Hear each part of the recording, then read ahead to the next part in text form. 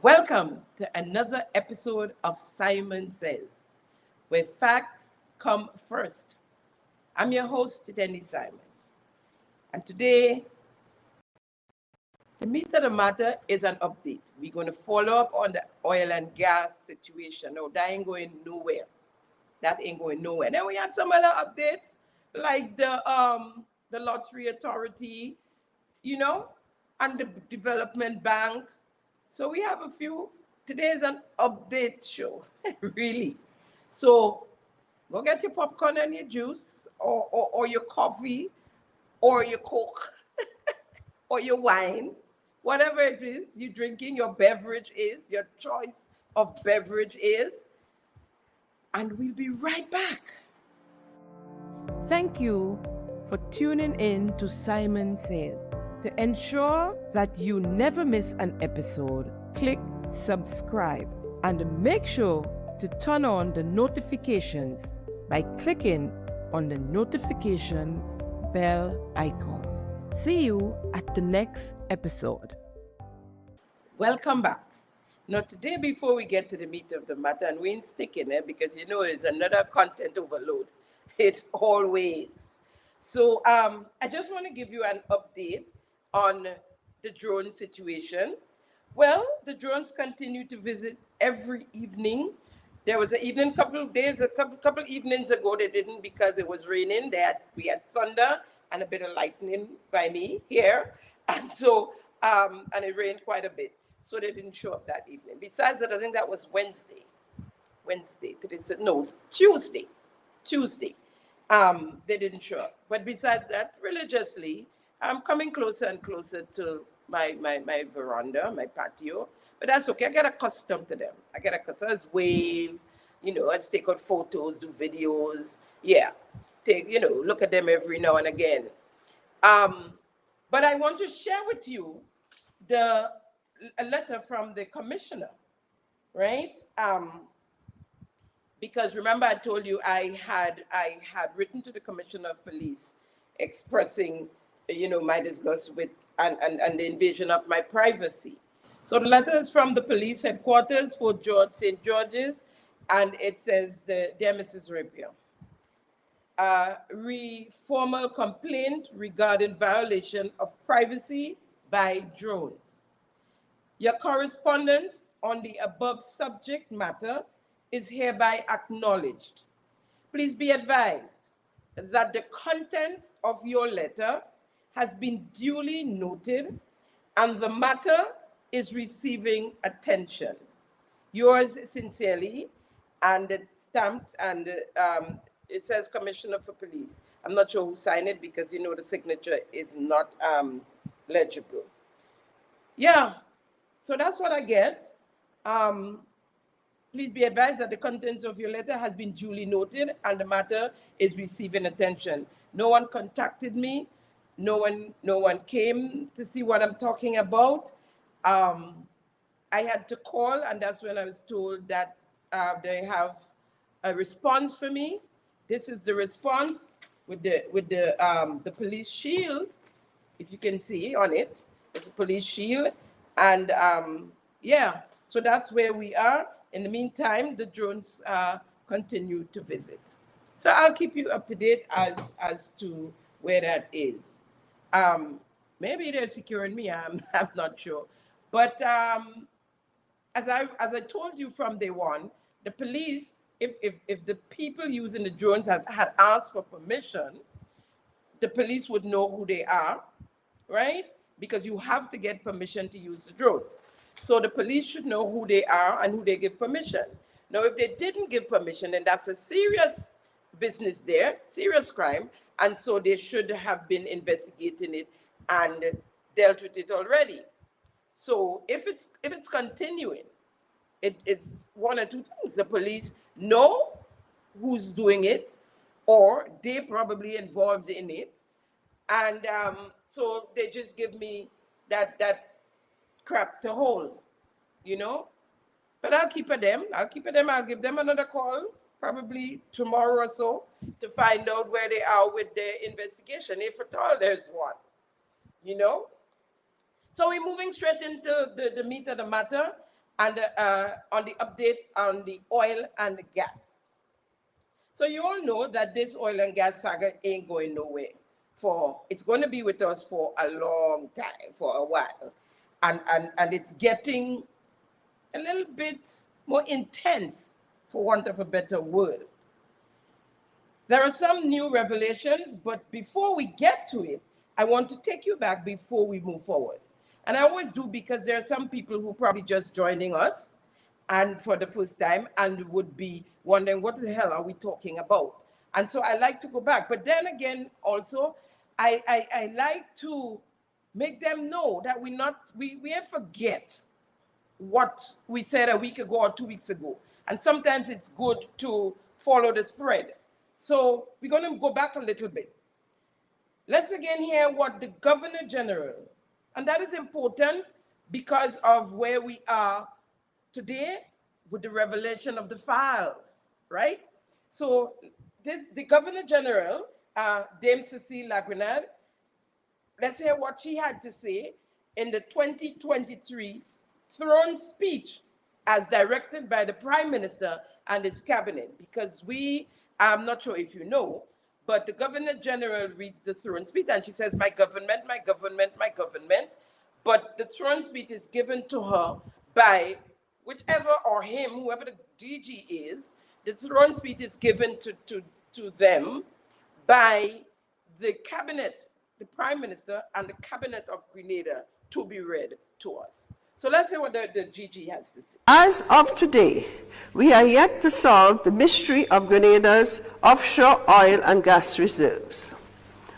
Very little records can be found anywhere within the government, and our technocrats within the ministries and departments have very little information on this matter. This situation is untenable and completely unacceptable, and my government is committed to doing all within its power to unearth the mystery of Grenada's oil and gas status. To this end, my government has established a technical working group chaired by a past Minister for Finance, Mr. Nazim Burke, and comprised of distinguished Grenadians, including Mr. Rodney George, Mr. Richard Duncan, Mr. Raymond Nurse, and the Office of the Attorney General, represented by the Solicitor General, to investigate and to do what it takes to demystify our oil and gas situation. Right.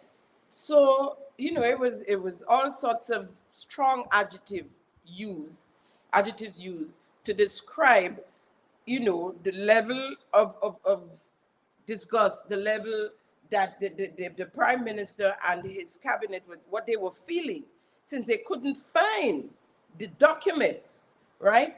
It was upsetting, to say the least. And so after the throne speech, the Prime Minister on the outside was questioned by the media, and this is what he had to say. Minister Bowen was Minister for Energy for a long time. If they know where the files are, then they can certainly, in the public interest, direct the technocrats at the public, at the various ministries where the files can be obtained, so that they can provide the files to us. I'll challenge the opposition leader. If he says he knows where the file is, ask him if his colleague ministers know where the files are.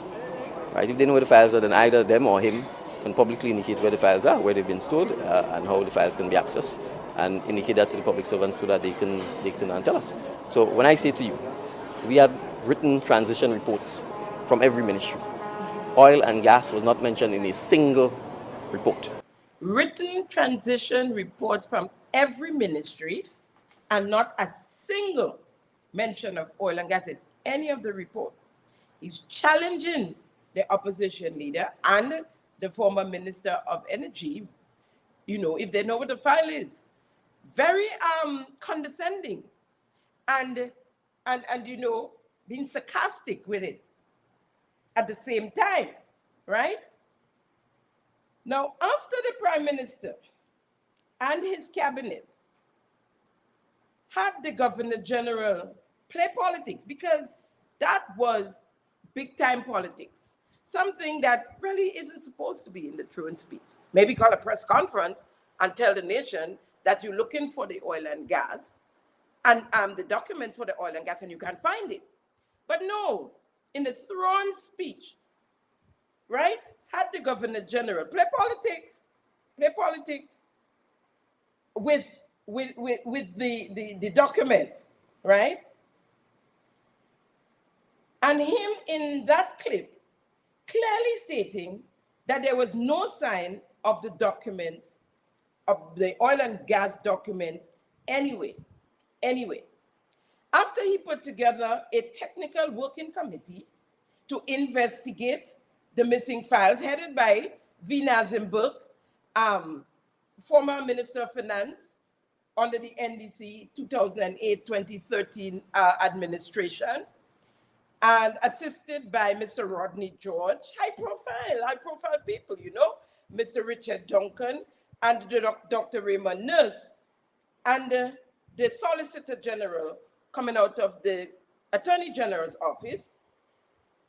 After the throne speech, according to Mr. Gregory Bowen, that is the former Minister of Energy, coming from the former administration, NMP administration, he said a few months later, the Prime Minister called him to assist in locating the documents. And this is what Mr. Gregory Bowen compliments. The Prime Minister, Honorable Dick Mitchell, called me after, I don't know if some positive or very respectable person in Grenada or in the region spoke to him, but he called me. So when I went down into his office, I said to him, I see that you are looking for my input into the development of the oil and gas sector. He said, no, we have not reached that stage as yet. So I looked surprised. I said, so why call me? He said, I called you for assistance with finding the lost documents. I say, oh. I made it clear to him then that he had done significant damage to my character. He had placed great distress on my family. Because here it is, a minister leaving will destroy documents and so forth. He indicated to me that was not his intention. And if that was how I felt, he apologized for it. And I insinuated that, of course, but the public should know that. And I asked him, I said, well, I would help. Two things you must do is authorize me to speak with the former secretary. She was in the Ministry of Works, and she followed me across to the Ministry of Finance. I said, let me speak with her. But they must know that is not an outgoing minister coming to talk to them. He said, yes, you can indicate to them that you have discussed with me. I say it would be even better if you call them. He said, if it's necessary, if you speak to them and they need to talk to me, I am here. So I called my secretary, former secretary, and asked her about the files and documents. As a minister, they bring things to you. You know that they're in a cabinet, but you don't know if they're in the top drawer, the bottom drawer, etc. And she indicated to, I say, call the person we moved from the Ministry of Works into the Ministry of Finance, and a lot of the documents are in the Ministry of Works. So I say, call the secretary there and tell her exactly where and how to look for this thing. And I say, you can call, tell her she can call the Prime Minister, who at that point in time was a boss, and he will tell her, yes, she can do exactly as I indicated. So I went, after that, things went on. I did not hear from him. I called, I did not get a response. I called his secretary, exactly what secretary she is, but Miss Leslie, and she promised that he'll get back to me. A good while after, he got back to me, only to tell me that they found the documents. So I asked where. He said, in the ministry, well secured in a cabinet, a normal cabinet where documents are. The only thing that they could not find was a key. But I say you could have asked the secretary who moved with me about a key. She would have had it wrong, and perhaps she did not leave it with the other one. He said, no, we didn't even have to waste time to do that. We just broke open the drawer. I said, fine, you can do that. You can repair it if you want to use it and yet. And he said he found all the documents. But before that, I had spoken to the licensee, the former GPG, who told me that he had sent all the documents over to his office. But he told me at the meeting that he did not receive it. So I asked and indicated to him the three most important pieces of documents that your group will need to go through. And I got those from the licensee and I sent it to him. So he had a significant amount of documents before finding the documents. So I expected, as I told him, that the whole world, not only Grenada, the whole world. For example, let me give you a scenario. What was read by the Governor General? There are institutions throughout the world that would be looking for Gregory Bowen, right? To come to say, a 2-year contract here, this year contract there.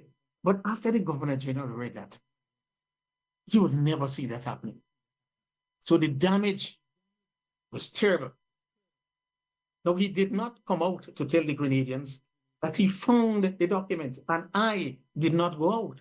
As Prime Minister, I was giving him the opportunity to go to tell the Grenadian people and the world that they have found the document. That is why I liked how Jenny Simon put it. The documents that they couldn't find, they're going to call the group and they have signed a contract with GPG, no, in the present circumstance. So I'm moving on to the present circumstance now. Well, Mr. Bowen, I hope you're listening. I hope you're listening because Dr. Deceptive said on the Bob report that they did not find all the documents.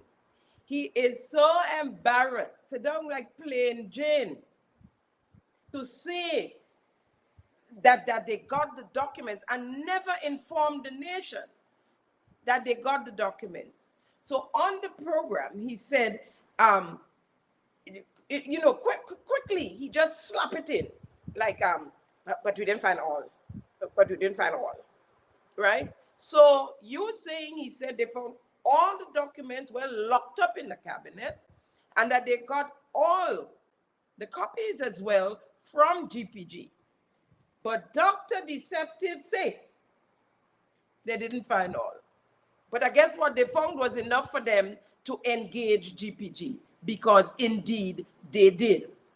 So with the help of the former Minister of Energy, Gregory Bowen, and his secretary, who is still a public officer, the Prime Minister found the so-called missing documents, right?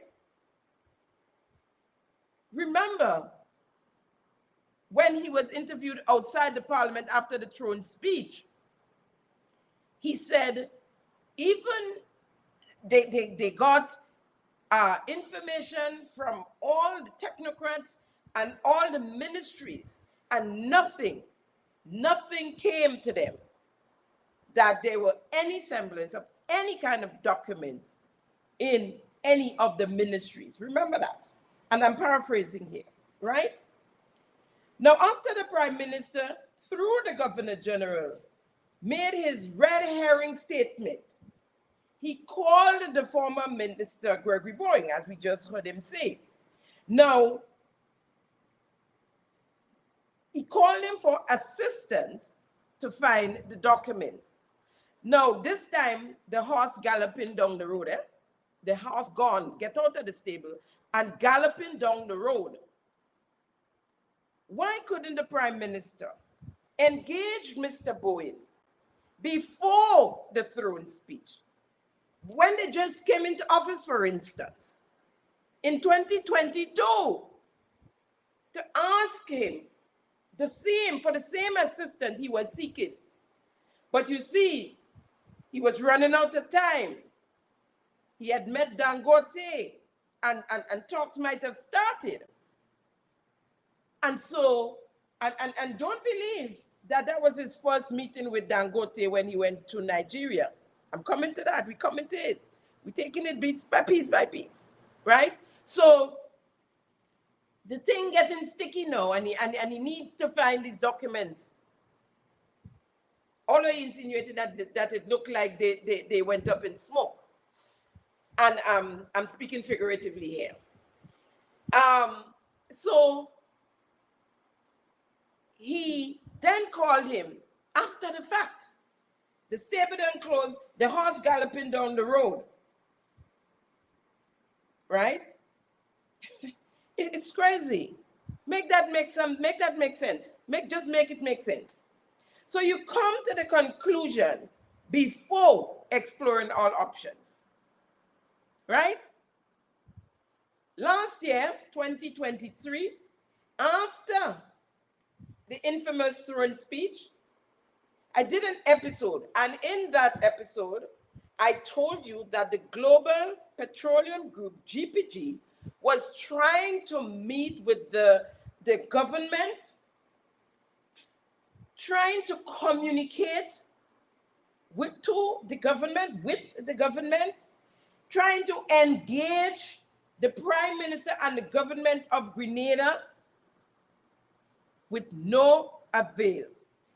And that remained so up until sometime in the last quarter of 2023.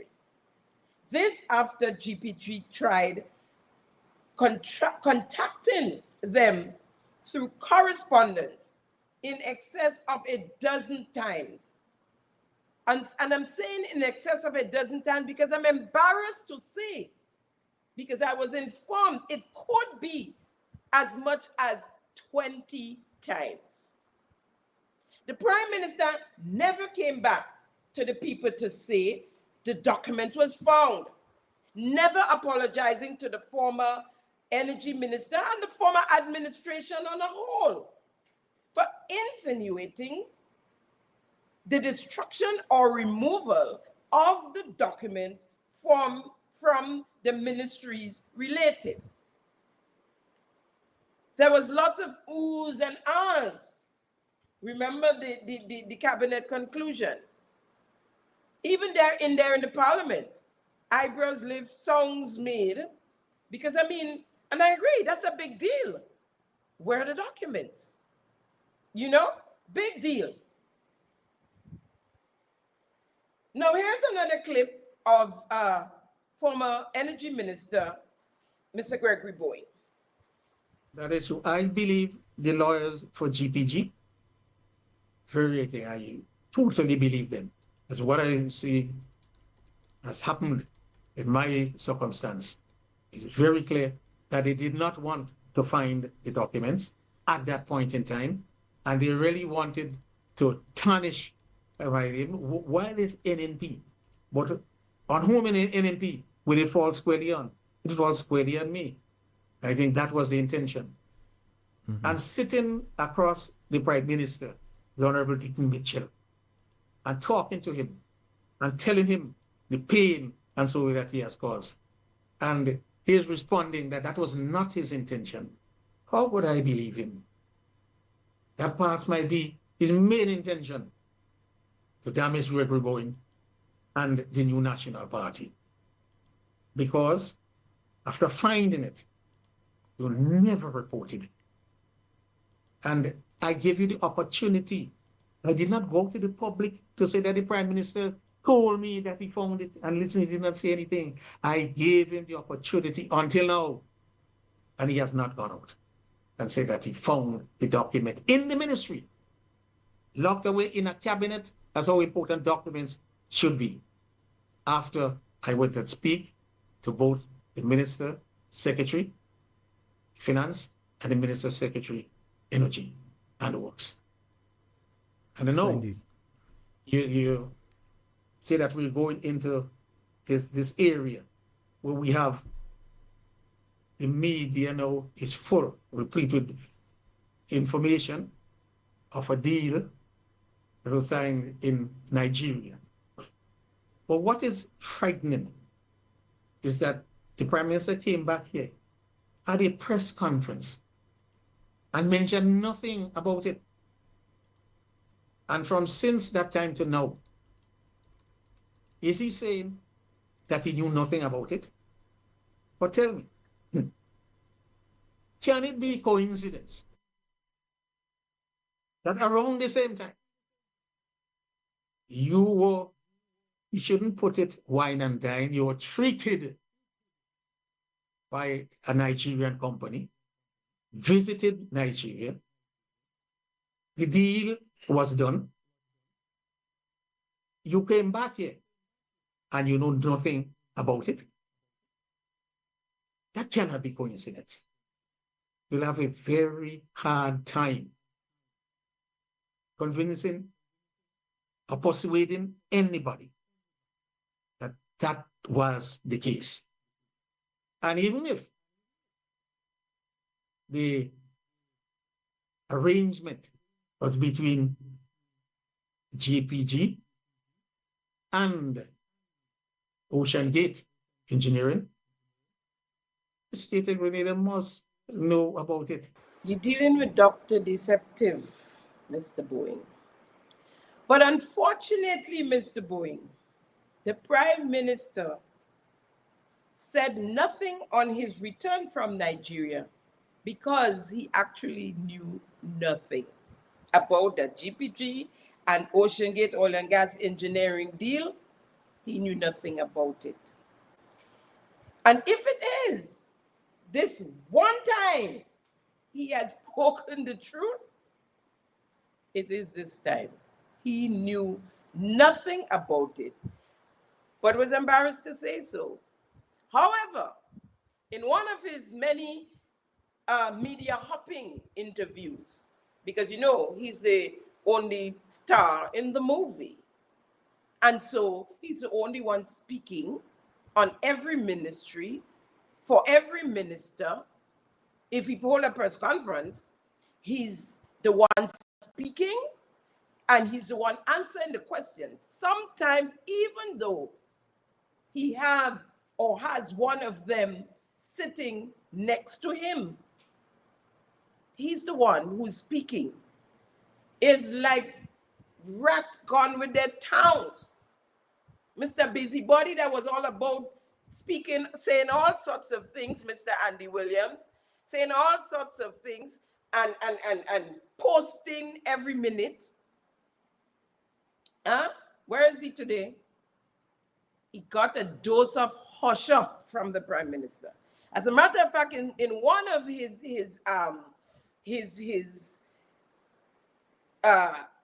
media encounters, he actually said, Prime Minister, I know you're gonna vex with me, I know you're gonna vex with me, but I had to say this. And it was a lie, It was a lie. And I think he was acting Prime Minister then. And when he ran up to Carriacou to meet with the minister, with the union leader, to come back down to hold a press conference when he was acting Prime Minister, Prime Minister said, no man, you're overdoing it now. So you notice he's not being used as acting Prime Minister again. But you have a narrative for that. I can't tell y'all because somebody tell me what he say. And I don't want to, but there's a narrative. It's an old lie already. It's an old lie. That is what they do. That's what they're good at. They're good at lying. And it's so embarrassing because they're caught in the lies. It's not like they lie and they're getting away with it. Immediately after they lie or while they're lying, you can put up something and say, here's what is the truth. But they continue to lie. But there's a saying as a child growing up, I remember my mom saying to us, once you make one lie, you have to continue because you have to cover up one lie with the next. So don't lie, don't tell lies. Speak the truth. You get in trouble or not, speak the truth. That's what we were told by my mom, So let's hear what the Prime Minister had to say in one of his media encounters, which is probably the only truth he has ever told. Talking about the possible exploration of oil and gas and so in Grenada's waters. Can you talk to us about that? Because I haven't heard you speak about that directly. No, I can't speak to it because if you read the article, you'd see nowhere in it does it talk about the government of Grenada. So I can't speak. I've seen the article just like yourself, but I'm not in a position to speak on the matter. Correct. Correct. He's seen the article just like you and I. Compliments, Mikey Live, that clip there. He has seen the article just like you and I. Prime Minister Deacon Mitchell had no clue of the signing of the agreement between Global Petroleum Group, GPG, and Ocean Gate Oil and Gas Engineering.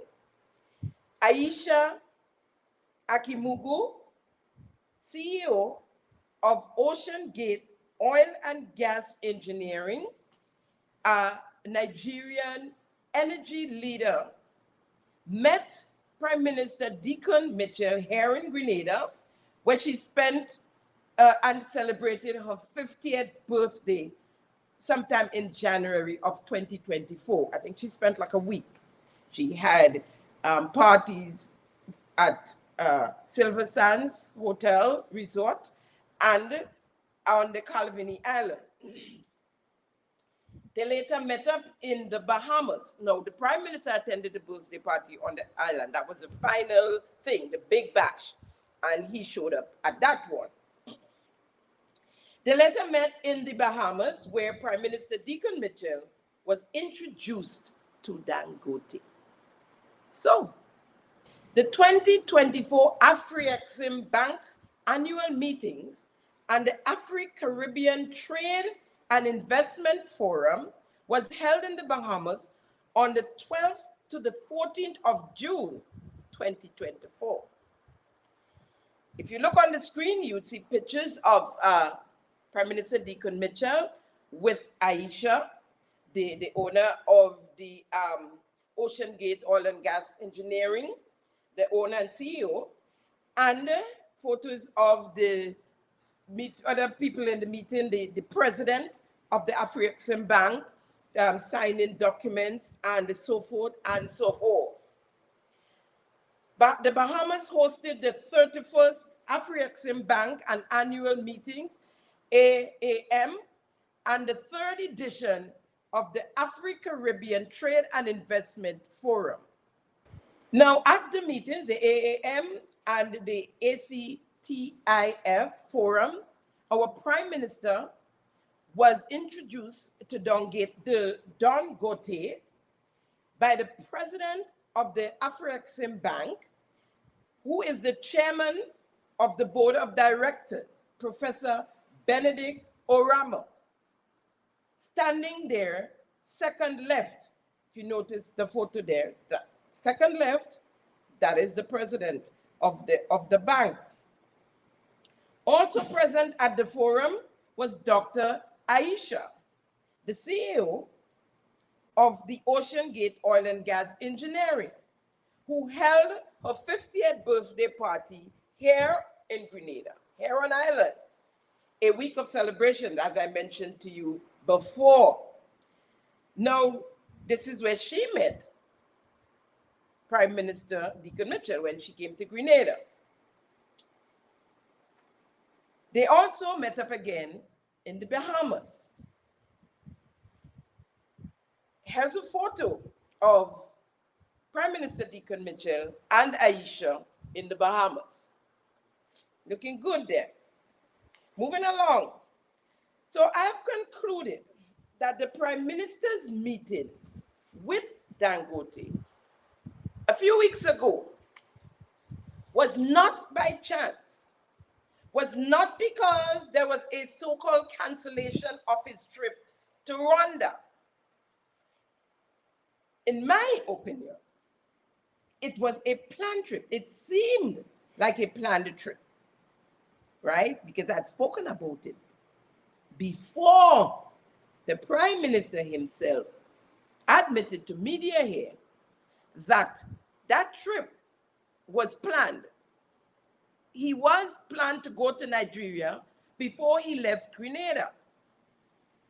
But the question is, why wasn't it in his itinerary that was put out by his office, the office of the Prime Minister, which suggested that he was leaving Grenada to go to Rwanda for a conference. Period. There was no mention of Nigeria. Listen to this clip where Linda Straker, one of our best media personnel, questioned the Prime Minister about his trip to Africa. Morning again, and thank you. To the Prime Minister, on October 7th, a press release was posted on your Facebook page informing the nation that you were going to a forum in Rwanda. However, Rwanda is on the east of Africa. However, we soon came to the realization that you were now on a visit to Nigeria. Can you explain to us why the nation was not informed that you will also be going to Nigeria? And further, can you say whether or not you use commercial aircraft or a private jet to get to Nigeria? And what is the role of Mr. Teddy St. Louis, who was seen in pictures with you in Nigeria? All right, thank you. Well, Mr. Teddy St. Louis is in the room. He's been appointed as Chief of Staff for the Prime Minister, so that's his role. I left Grenada to travel both to Rwanda and Nigeria. When I arrived in the United Kingdom after health alerts in relation to the Marburg outbreak, viral outbreak in Rwanda, the decision was made not to travel to Rwanda because of the potential risk associated with the outbreak and because of the challenges it may pose for further onward travel. I had intended to travel from Rwanda to Nigeria and then from Nigeria back to Grenada. As a result of the change in the travel plans, I would have stayed in the United Kingdom much longer, an extra day, and thereafter I would have traveled to Nigeria, and then from Nigeria I would have traveled back to Grenada. So he said there, as you heard loud and clear, that Nigeria was in his travel plan. He was supposed to go Grenada, UK, Rwanda, Nigeria. But because of the change of plans from going to Rwanda, he ended up going straight from the UK to Nigeria. Okay, we heard it there. So it was in his plan. They just didn't tell us. And when that happened, well, let me not jump the gun. We're taking the gun. We're taking it here. We're following the thread. Now, not taking into consideration the World Wide Web, we all know www, right? They thought they could keep his Nigeria visit from the people. But when his visit to Nigeria was exposed by media in Nigeria, and of course reached Grenada same time, because we're dealing now with the World Wide Web, right? They ran for cover. On Sunday, the 3rd of November, on the podcast, The Bob Report, the Prime Minister was asked about his travels. And in answering, he spoke of his travel to Nigeria as well. Now, listen to this. Interrogating prime ministerial travel, sir, and integrity in public life. Now, had it not been for a question posed by a local journalist about your trip to Nigeria, the national community prime minister might not have been aware of the true scope of the significance of that trip to the motherland, or that you appointed a chief of staff in the person of former magistrate Mr. Teddy St. Louis. Now, I'm using this anecdote, Prime Minister, to ask about your foreign trips, which you have attempted to justify on the Grenada Broadcasting Network. But the issue here is not so much about the foreign trips as it is about the size of the parties that travel with you, as well as a lack of voluntary accounting of the benefits of those trips to the national community. At least that is what the opposition has articulated, that you go on these trips, but when you return from these trips, that there is not a proper accounting as to the specific benefits or investment opportunities or other benefits that emerge from those travels. What say you, sir? Well, I think we should be specific and not generalize. So I'll start with from July 1. Maybe that's a good opportunity since it's the last half of the year and we can take from on July 1. Let me go back a little. On the 30th of June, I traveled to Barbados for the Cricket World Cup.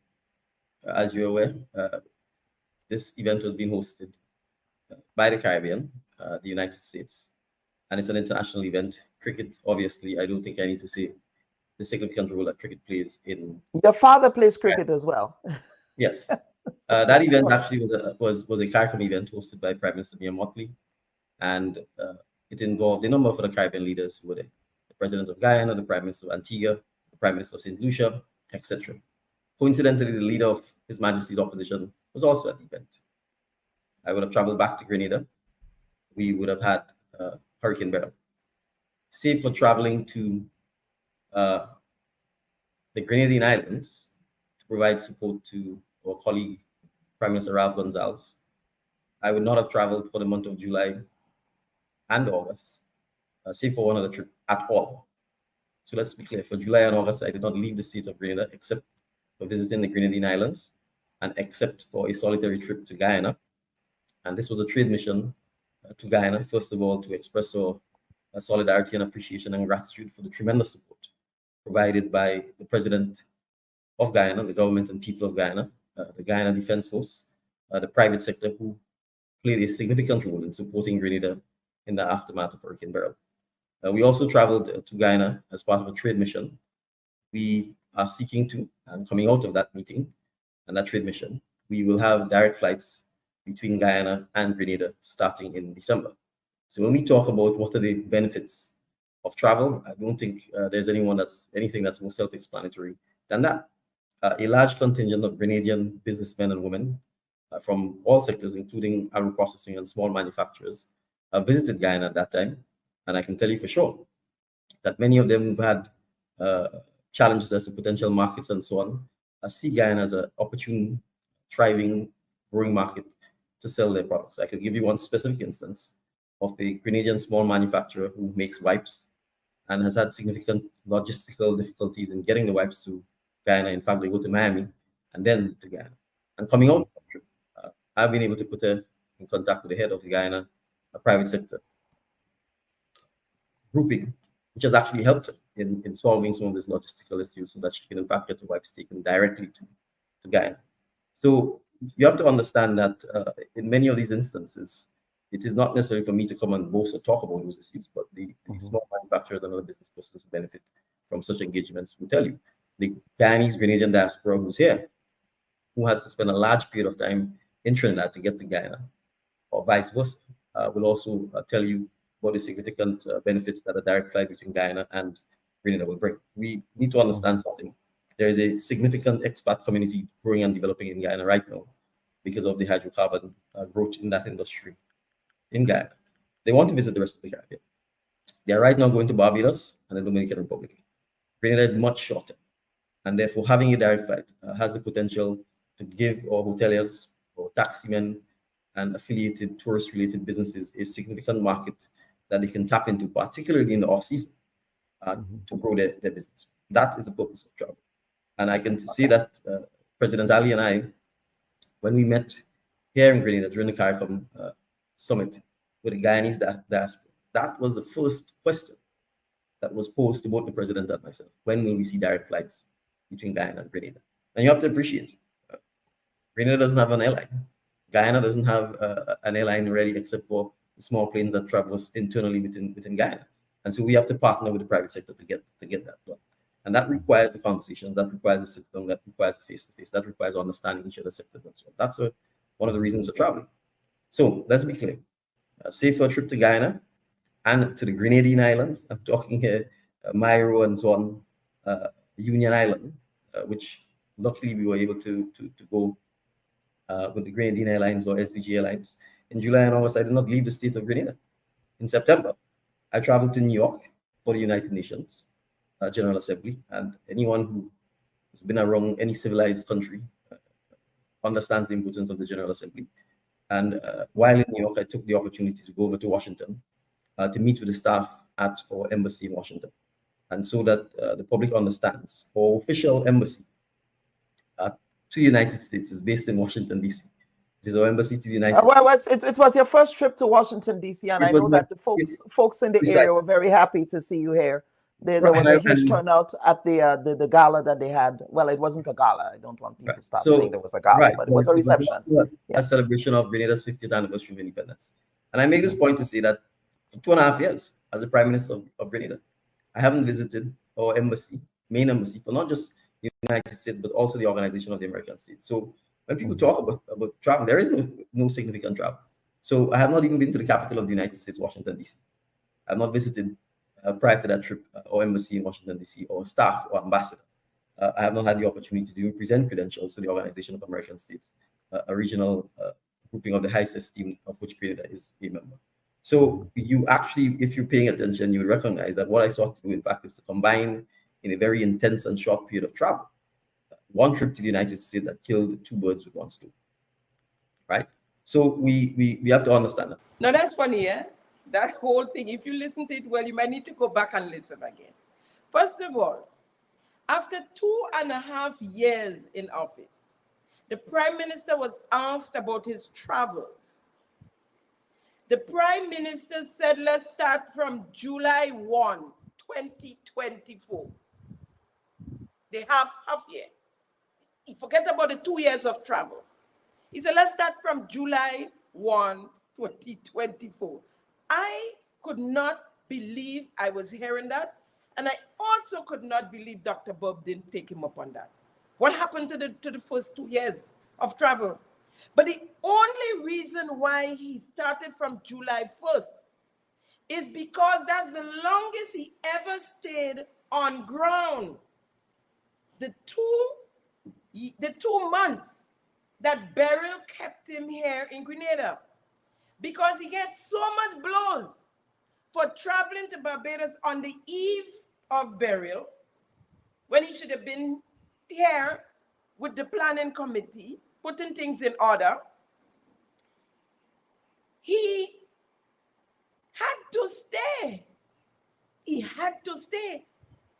I mean, he was flying. He used helicopters to go to Carriacou. So it seemed as though he must be in the air somehow. So he used helicopters.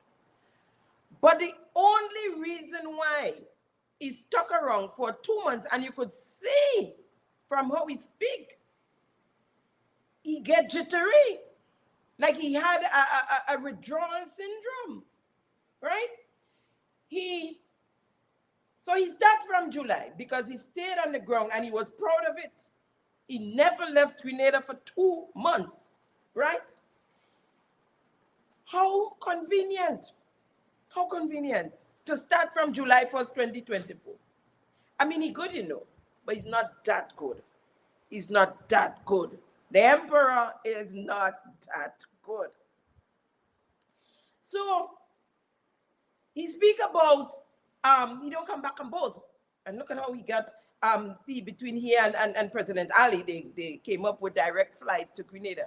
Yeah, well, what's that to boast about? As you rightly said, Guyana don't have an aircraft. Neither does Grenada. So there's nothing where you say, well, you tell President Ali his aircraft must come to Grenada directly. It's an inter-Caribbean flight that they added, right? And I mean, I'm hoping there's enough traffic between these 2 islands, or maybe it could be a connecting flight so that even if then you can move on to a Barbados or maybe Trinidad or wherever, right? So you're correct. There's nothing to boast about when it comes to that, an extra flight. Now, something that jumped out at me in his ramblings, he spoke about the next time he left Grenada was to go to Washington, I think, Washington, D.C., to visit our embassy there. And how, if they think it has traveled a lot, look how it's the first time. The first time, 2024, just maybe a month ago? Not even, maybe just about a month ago. He visited the Washington, D.C. Hello. You should be embarrassed to say that. But his time was being spent in Dubai and all other little places where they're agents. Huh? And now Nigeria, Africa, that's where them was spent. I cannot count the amount of times I heard you was in Dubai. So don't talk as though you were so busy here in Grenada that you couldn't visit the embassy in Washington. No, you was busy flying to Dubai to CBI meetings and conferences. It wasn't something that happened by the way. You chose to go elsewhere, the Bahamas every time, wherever, than to go visit your embassies. Well, I'm sure it's been the one in Dubai, and if it's me, I'm going to be there too, because the people's money is being spent a lot there. I mean, I would even sleep there in the penthouse. Right? So when you talk about being on the ground for 2 months, 2 months in 2024, July and August. Folks, this from a man who traveled a total of 38 times, and those are the documented times. I'll have you know, 38 times in 29 months, 36 of which was gazetted, and 2 noticeably missing. No, that's the 2 we know, because we know he went to St. Lucia, all right? And the one, the ECCB meeting. They're not documented. So we're wondering now, which others are not documented? How about the rendezvous to St. Kitts? Huh? So, you all heard me, right? 38 times in 29 months. But he's proud that he stayed on the ground for 2 months because Beryl had him stuck. And he couldn't dare leave Grenada. Right? This is funny, you know. He'll start from July 1. Huh? With the exposure of the Prime Minister's office. Remember I told you they run for cover. After the exposure from the media entity in Nigeria, the official press release that went up when he left in the first instance, that said he was going to Rwanda, that press release was pulled down. They didn't even leave it up and put up another one, because he did, if he was leaving for Rwanda, nothing wrong with that. You come back and you say, this is what happened. They pulled it down. You can't see it anywhere. It vanished. And then they come up with another release.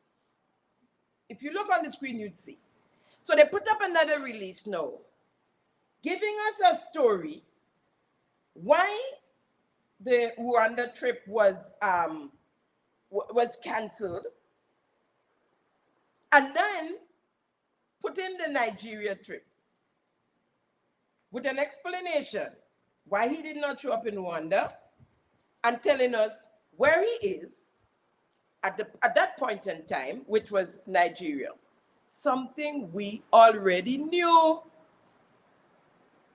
Something we already knew.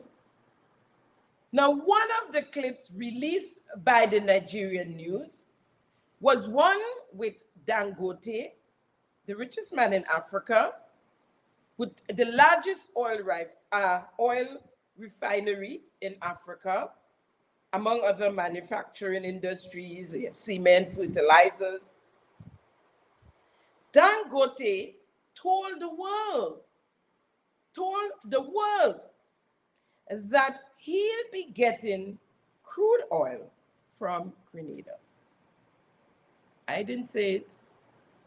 Dangote said it. For the Dangote Group, the visit provides an opportunity for business expansion and possibility of buying crude from Grenada. We're looking at petroleum, to buy maybe some crude from them. Right? You all see the headline? right? We didn't put that up. That comes directly from the Nigerian news media entity, right? Also on the 3rd of November, on the podcast, the Bob Report, compliments the Bob Report, the Prime Minister was asked about Grenada having crude. And this was his answer. However, while you were in Nigeria, the Dangote firm indicates, and you did not say that in the press conference, but it came out in news stories following publications in Nigeria that said that they wanted to import crude oil from Grenada. I mean, Prime Minister, Grenada does not export any, they wanted to import those petrochemical products to Grenada, but we don't export petrochemical products. So how did this conversation come about oil and gas? And are you in possession of new information with respect to Grenada's hydrocarbon resources that you've not revealed to the national community that perhaps you want to reveal now on the Bob Report? Well, first of all, let me make it clear that the Dangote Group did not. And if you watch the report, then you have to be careful about what newspaper people or news people say and what the company actually says. The Dangote Group itself did not, and I've not seen any publication by that group indicating that it was importing or seeking to import crude or any petrochemical products from Grenada to whether it's Nigeria, Africa, or elsewhere. So I want to make that very clear. The Dangote Group has not said that. And we actually held no such discussions. That's one. Two, I'm not in possession of any information that I'm able to disclose, whether here or to the public in general, that would suggest that Grenada is in a position right now to export any hydrocarbon-related products. So I certainly intend to provide to the nation before the end of the month a comprehensive update of the work, the technical working group led by former Finance Minister Nazim Burke has been doing. The cabinet appointed last year a technical working group led by former Finance Minister Mr. Burke.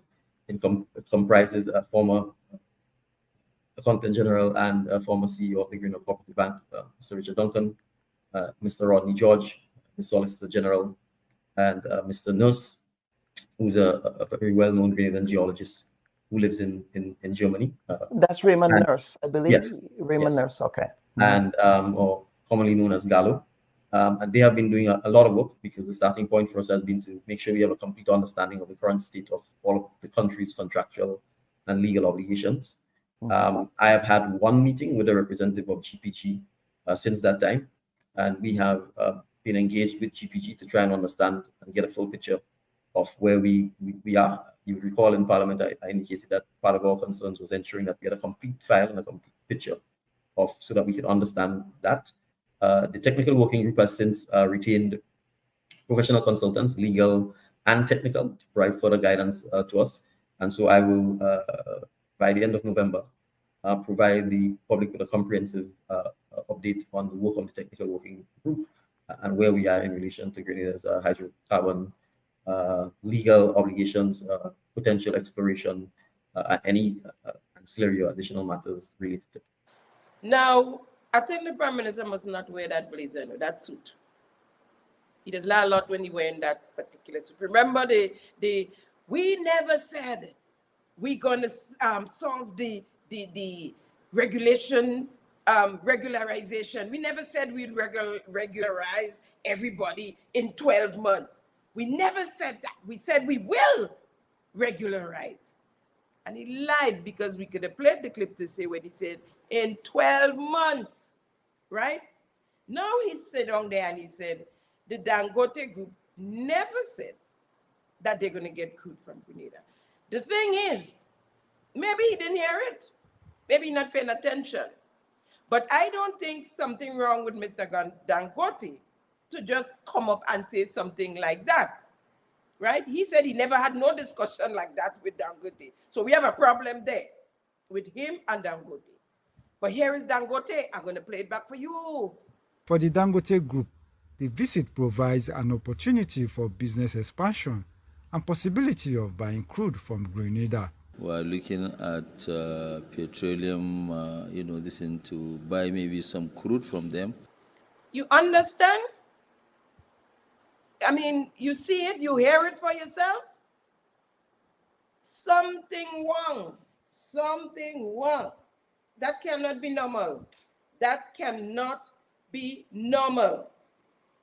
Dangote clearly said, Prime Minister, that there were talks of getting crude from Grenada. Now, if that was never discussed, where did Dangote get the idea from? Are you then saying that Dangote made it all up? I highly doubt.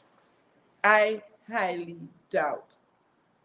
The Prime Minister returned on Saturday, October the 12th, and hosted a press conference on Wednesday, October the 16th, 2024. There's the flyer. You can read for yourself. The main focus being infrastructure project updates, hurricane burial response payments, pension reform, and budget announcements. Period. Not one word about his planned trip to Nigeria. And the operative word there is planned. His trip was planned. But I can understand it, because truth be told, that trip had nothing to do with the government and people of Grenada, nor CARICOM. That was a run for cover strategy. All of a sudden, he's a CARICOM chairman, by the way, which ends next month, huh? People, don't make it sound as though he's there forever. No, he's not there forever. It's a 6-month stint, and it rotates throughout the CARICOM, right? So that not even the Prime Minister could have kept up with the narrative, right? That it started off to be, that they were not, he was going to Rwanda. He and his family and his friends going to Rwanda on official business, huh? Listen to this clip. As far as I'm aware, I traveled, you asked whether I traveled commercial. I should just point this out so that we appreciate it, because I guess you want to know who took me to Nigeria. I flew to Nigeria from the United Kingdom, compliments Mr. Aliko Dangote, because obviously with the change in travel plans, I would not have been able to travel from Rwanda to Nigeria. So he offered to arrange for me to travel from the UK to Nigeria. So I flew to Nigeria, compliments Mr. Dangote, and then I flew from Nigeria to Grenada, compliments myself. Why he would not have been able to travel from Rwanda to, I don't understand. Oh, maybe because the trip was canceled. But you could travel from the UK to Nigeria commercially, couldn't you? Couldn't you? Huh? Now, for those of you who do not know, let me enlighten you on a bit of public service information. Any government personnel traveling on behalf of the country, the itinerary and its cost goes to cabinet, coming from the relevant ministry, to be accepted and passed, which is what we call a cabinet conclusion, right? The question is, what is the cabinet conclusion on the African trip? What is the cabinet conclusion on the African trip? I would love to see. And the original one, the original one.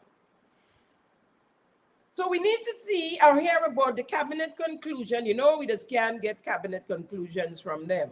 So, I mean, I only put it out there. I know we ain't gonna fight, we ain't gonna hear nothing about it.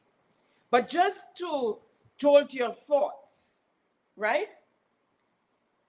What is the cabinet conclusion of the trips of Prime Minister Deacon Mitchell, his 2 children, his executive secretary, Ms. Akira Lessie, his photographer, Mr. Dwayne Thomas, and his friend, Mr. Teddy St. Louis, asking for the people. Now, and I stress friend there because the last thing we know, Mr. Teddy St. Louis was a friend and colleague of the Prime Minister, right? We didn't even know he left for the trip. His name was nowhere. We saw nothing on no itinerary that he left for the trip.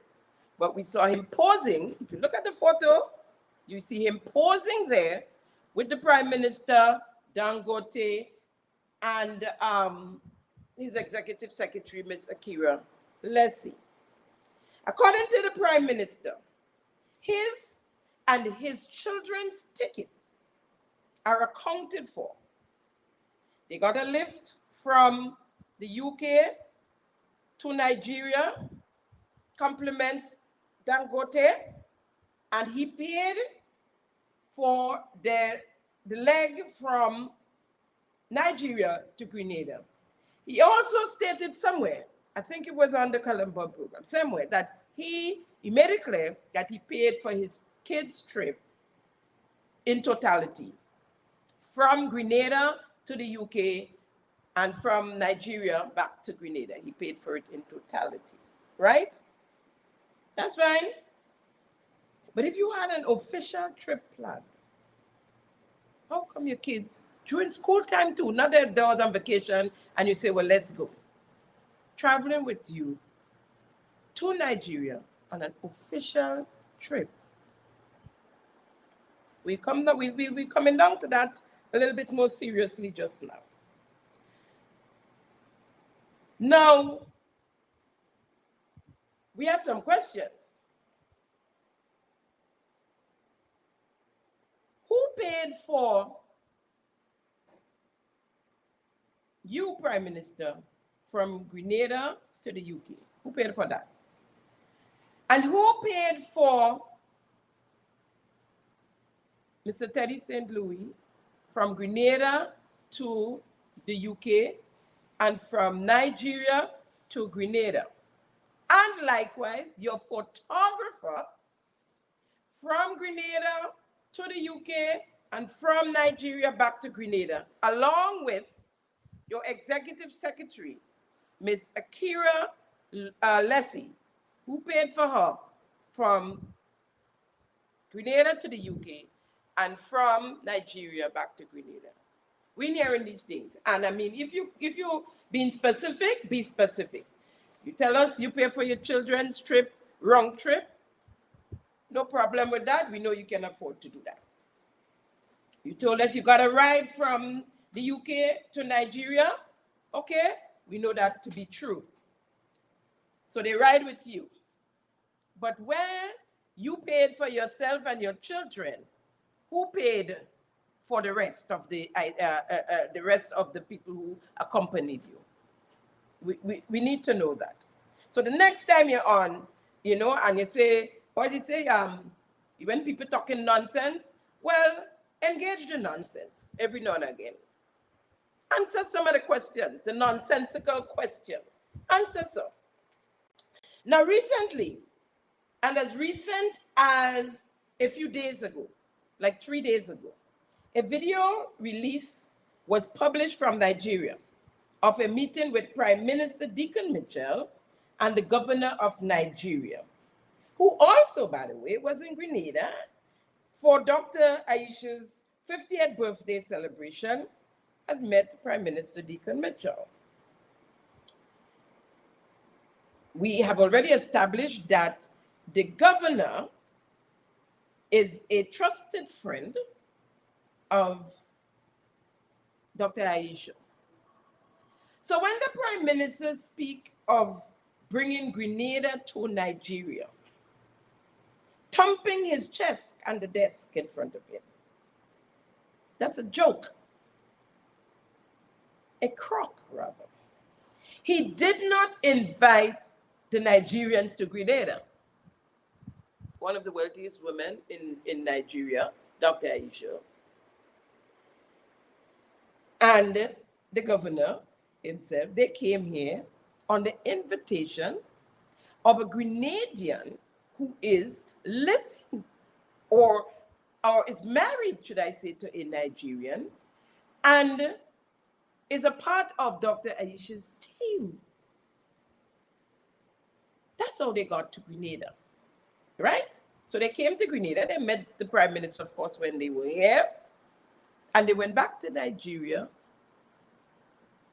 And they spoke of Grenada, right? Because, I mean, well, they made news too. Because it was said that the governor ran away. His constituency did not know he was out of Nigeria and that he was partying on Calivini Island. So he came to Grenada. They know about Grenada. Dangote knew about Grenada. Dangote met the Prime Minister in the Bahamas, or the Prime Minister met Dangote. Who met who? But they met up in the Bahamas. They met there. Now,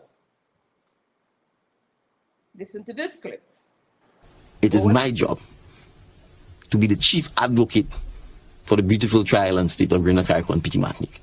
And the only way to do that is to leverage me and the office of the Prime Minister to ensure that we can get investors, we can get people interested and talking about Grenada. So with all due respect to the Grenada Tourism Authority and all the advertising, I am the biggest seller of Grenada. So when I go to Nigeria, I'm representing Grenada. Nigerians who never heard of Grenada would have heard of me. Handy. According to Sima, handy. You thought it was you that was selling Grenada, yeah? Every minute on social media, sit down and shut up. The Prime Minister said he's the biggest seller of Grenada. He is doing all the work. He's the only actor in the movie. Where you come out? Settle for, supporting actor? You didn't even need a supporting actor, okay?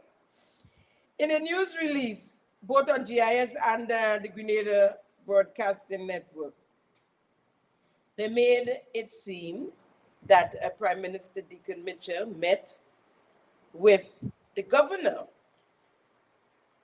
as an official visit. Now that's deceptive. Folks, pay attention to what the governor had to say in the clip when he was introducing our Prime Minister, Deacon Mitchell.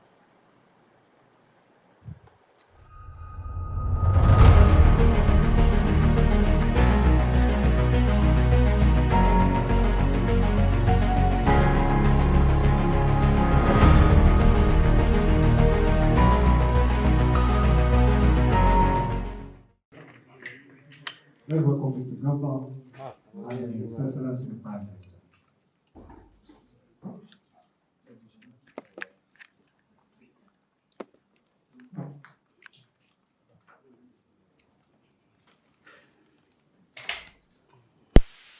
Good afternoon, Mr. Governor, sir, and good afternoon to His Excellency the Prime Minister.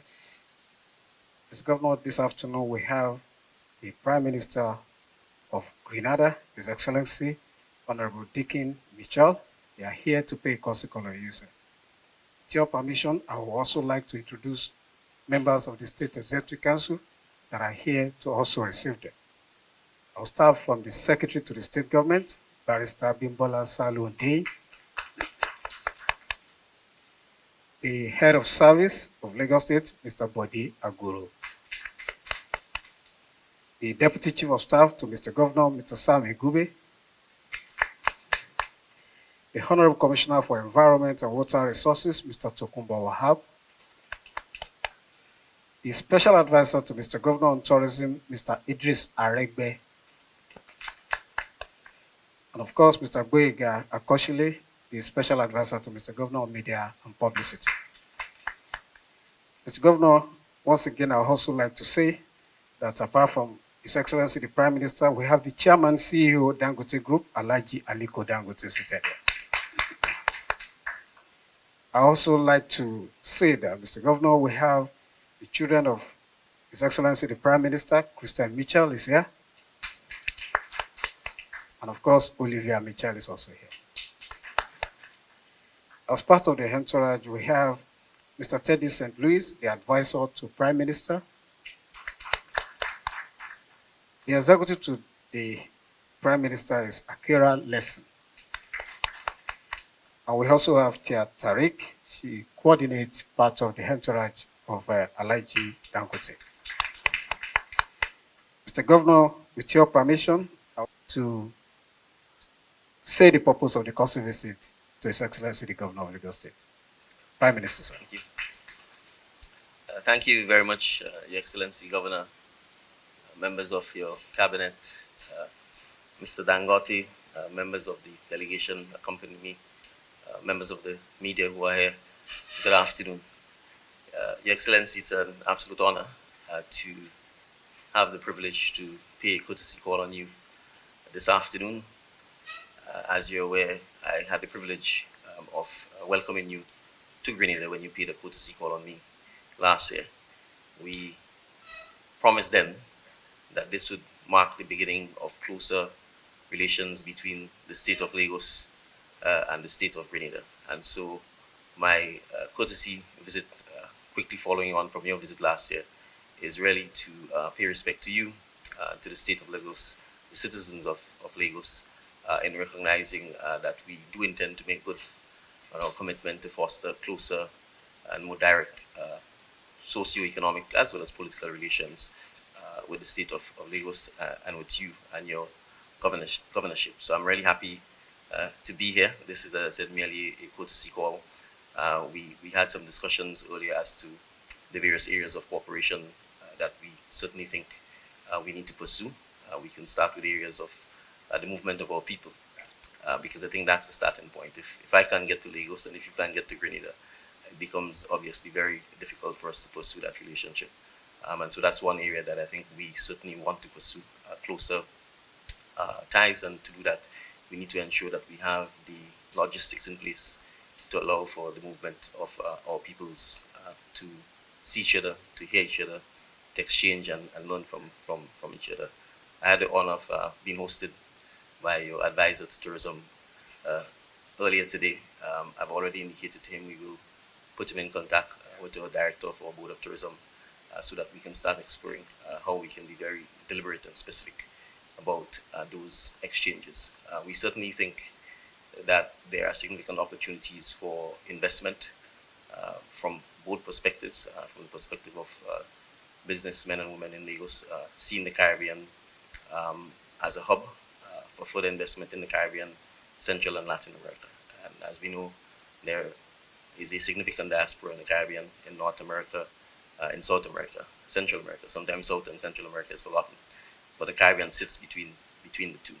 So we also think that there are significant opportunities for there. Our culture, food, fashion, film industry. I think the music has already taken off and has become renowned, and citizens of the diaspora are always eager to hear, see, host, and be entertained by the enormous talent that has come out from Africa over the last decade with Afrobeats. We certainly think there are greater opportunities for collaboration between Afrobeat artists and Caribbean artists.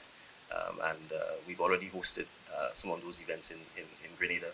And we think, again, there's an opportunity for tourism, cultural exchange in those areas. So we certainly will identify other areas that we can cooperate in. I've had the privilege also of spending some time with the best of the best, Mr. Dangote, who's I had the honor of visiting the refinery as well. So I see the tremendous work he's doing in reshaping the economic landscape in Lagos, and I want to commend him for him, and commend you, governorship, for supporting that initiative, because I think it's not just about Lagos or Nigeria or Africa, but really about the black world, about the developing world, and they need to have greater control over our economic direction. So again, thank you for the opportunity of hosting me, and I look forward to our relationship growing stronger and stronger. Thank you. Thank you very much, His Excellency. Mr. Governor, I've also been informed that His Excellency is the Chairman, Heads of Government of Caribbean countries. Yeah. Thank you very much, sir. But I invite Mr. Governor to respond to the remark of His Excellency. Well, thank you very much. Let me, on behalf of the Lagos team and cabinet members. Let me welcome to the State House here in Marina, my very good friend and brother, His Excellency, the Prime Minister of Grenada, Honorable Dixon Mitchell, of course, with his lovely kids, with his entourage, and who we call the president of the private sector, Alhaji Aliko Dangote, and his team. Let me welcome you to Lagos formally and to Marina. I'm aware that you quietly came in about 2 nights ago. Alhaji, without collecting the keys of the city, brought you in, but you've done the proper thing. Now you can get the real keys to the city. So you're welcome to Lagos. You're welcome to the center of excellence, I would say. We're welcome to the state of aquatic splendor. You're welcome to a city-state that is the commercial economic nerve center of our country. You're welcome to a state that has over 22 million population. I imagine you've only just seen a little bit of it, but you're welcome to a city that is the nucleus of our country, because there is no ethnicity, there is no color, there is no diversity that is not in Lagos, you know. And what we also say is that if you've not been to Lagos, I hope you paid attention. Don't miss it. Those Africans, they have their culture and the way they deal with things. But I have the transcript here, so I'm going to read it to you. It's not long. What the governor had to say. And as we would say here, he threw dust in his face. He said, Grenada Honorable Deacon Mitchell, of course, with his lovely kids, with his enter and who we call the president of the private sector, Aliko Dangote, and his team. Let me welcome you to Lagos formally and to Marina. I am aware that you quietly came in about 2 nights ago, all you without collecting the keys to the city. In other words, he was not being welcomed by the governor of the city because he did not know he was coming. He snuck in, right? Brought you in. Let me go back a little. 2 nights ago, all you without collecting the keys of the city, brought you in, but you've done the proper thing now. You can get the real keys to the city. You welcome. You understand? And that's not a joke. That's not a joke. That was intentionally done, right? Because he disrespected the governor. His kids sitting there, and if GIS want to put that up as an official meeting, an official visit, his kids sitting there in the meeting and mentioned in protocol as it was being established. Their names being called out, right? Now imagine you traveled to Nigeria, right? Visited Lagos. You're in Lagos, Nigeria. Visited the governor, the richest man, and you came back here, had a press conference. If you didn't have a press conference, you had nothing, okay. We say, well, maybe when you have the next press conference, you would tell us. But you called a press conference days later and mentioned nothing of your trip and your meeting with the governor. Dust in your face. Official visit with your kids, sitting in the same space, and called out when protocol was being established. And I hope you all heard how Mr. Teddy St. Louis was titled when being established in protocol. Advisor to the Prime Minister. So he left here as friend and colleague, as far as we know, because we was never told that he was an advisor, that we are paying Mr. St. Louis as an advisor. We were never told that. And by the time he got to Lagos, he was advisor to the prime minister. That is when the photographer turned, what he was acting press secretary in Washington. And they nearly gave poor Andala a heart attack. He was like, who's that? Is that right? Oh God. And by the time they got back to Grenada, metamorphosis took place and he became chief of staff. Anything goes, man. Anything goes. They don't care. I am the beloved prime minister. I could do no wrong. I could give them cockapoo and tell them his egg, and they go eat it. I'm the emperor. I'm born naked, and they say I'm well clothed. I want to start off by saying our beloved prime minister has always gotten it right. Has always gotten it right. The most honorable Deacon Mitchell, do not underestimate his intelligence. He has always gotten it right. So what is clear? The prime minister went to Nigeria to seek Dangote, and by the way, made a courtesy call to the governor, Sanwo-Olu, while in Nigeria. Kinda, by the way, don't think he understands the African culture yet. Now, Governor Sanwo, governor of Lagos, Nigeria, is the godson of Tinubu, who is the current president of Nigeria. And I've already established that Dr. Aisha is a close and trusted friend of Governor Sanwo, who introduced him to Prime Minister Deacon Mitchell. So Prime Minister, try getting in between that web there. That's try it. Signing the deal with GPG without a whisper to the Prime Minister was Dr. Aisha's way of throwing dust in the face of the Prime Minister. She was treated badly according to their culture. He went to Nigeria, didn't even call her to say hi because he met richer folks. Dangote, has much more money than Dr. Aisha. So we don't really need her anymore. Just we're stepping up, right? I would say up, and up, we're stepping up. Now,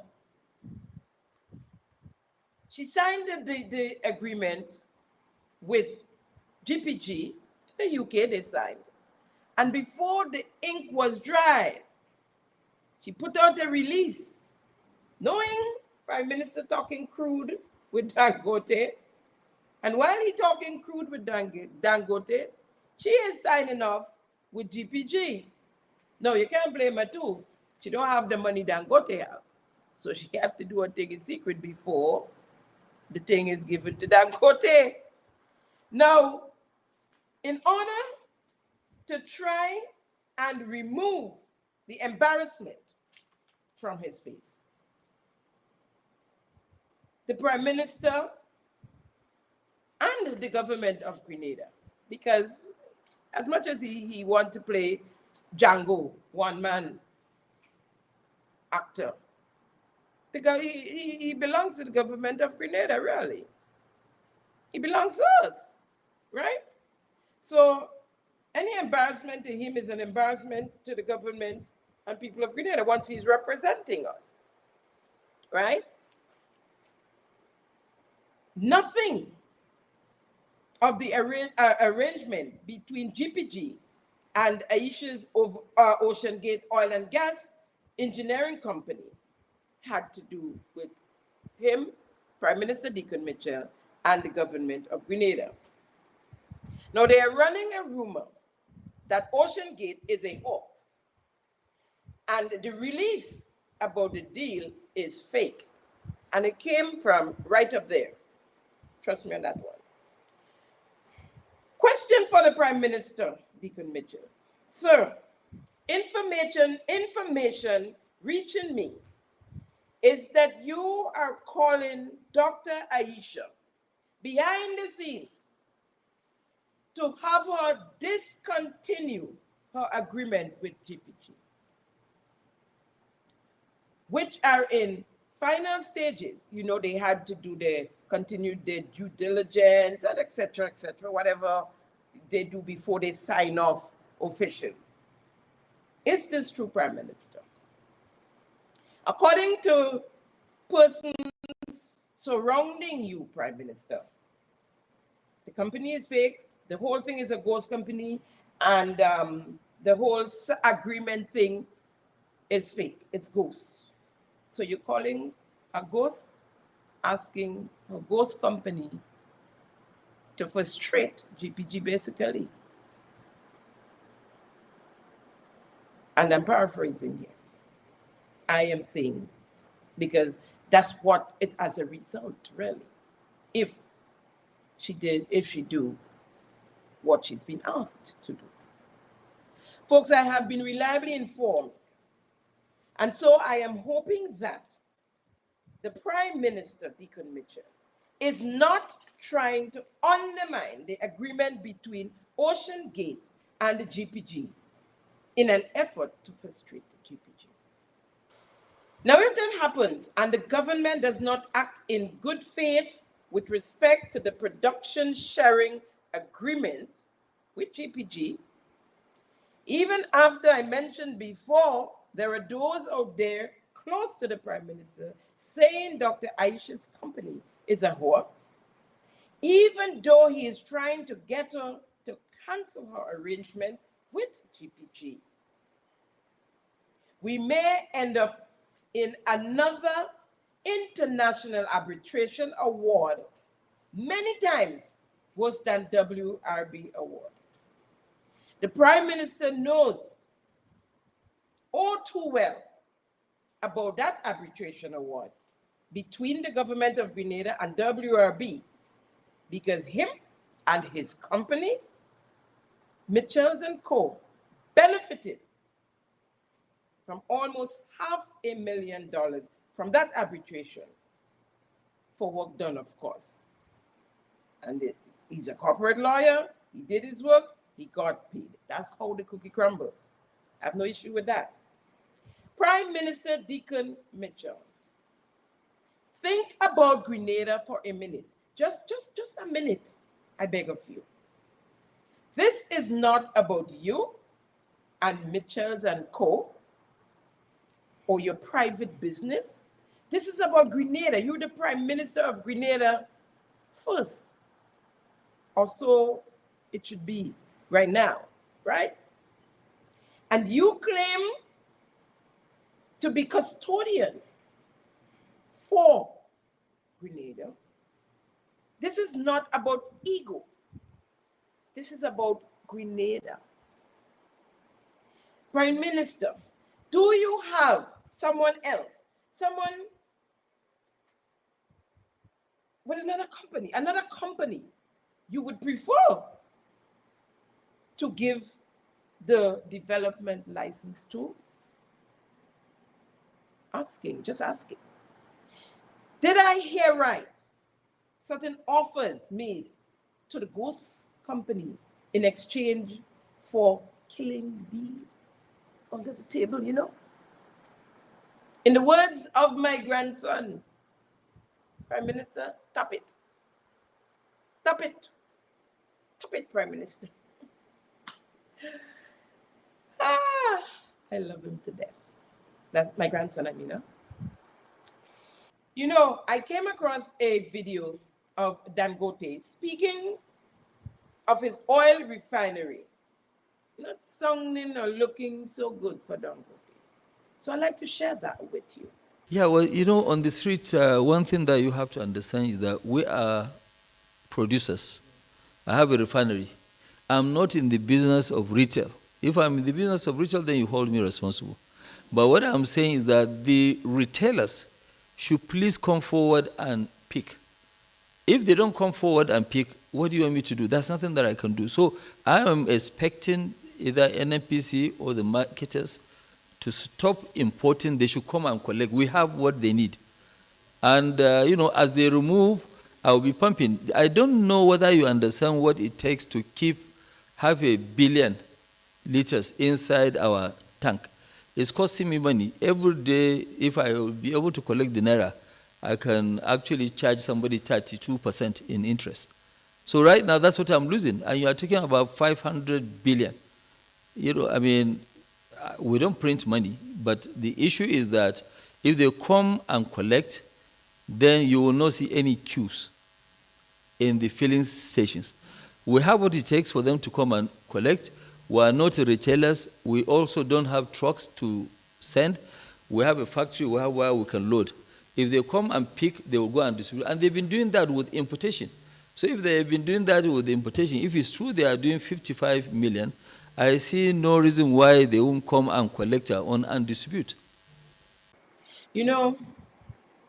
It's time we see the end of the lies, the half-truths, and the deception. An end to corruption, blatant corruption within our government sector and bodies, and the apparent cover-up, and what I term aiding and abetting. Let me play for you a clip of the Prime Minister. Compliments Carib Update, WPG10. It's a lot like you're giving me the answer that the rank and file, your supporters are giving. Well, it was happening before and they were saying nothing, so why are they talking now? I'm not, because that is what they throw at everybody when you demand accountability. I'm not saying. I'm sitting here telling you that we are as transparent a government as there is. And if there's allegations that are credible, that needs to be investigated, and if there are consequences that... So the concerns that were raised by your former Minister of Sports, you did not find them to be credible? No, for the most part, they were not credible. And not only that, before you conclude whether they're credible or not, you have to give people the opportunity to be able to answer those things. And in some circumstances, that opportunity never even happened. Transparent, he says. Transparent. Clear plastic bag is transparent. Saran wrap is transparent. Prime Minister, what was not credible about the allegations that Mr. William Batiste, the chairman of the Lottery Authority Board, receiving huge checks from the Lottery Authority signed by him and his girlfriend, who is the managing director of the said Lottery Authority?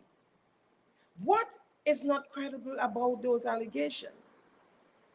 Is it true, Prime Minister, that when you got wind of Mr. William Batiste's behavior, that you stopped him or tried to stop him from writing checks to himself? It was suggested to him from writing checks to himself and his company, Catwill Stationery.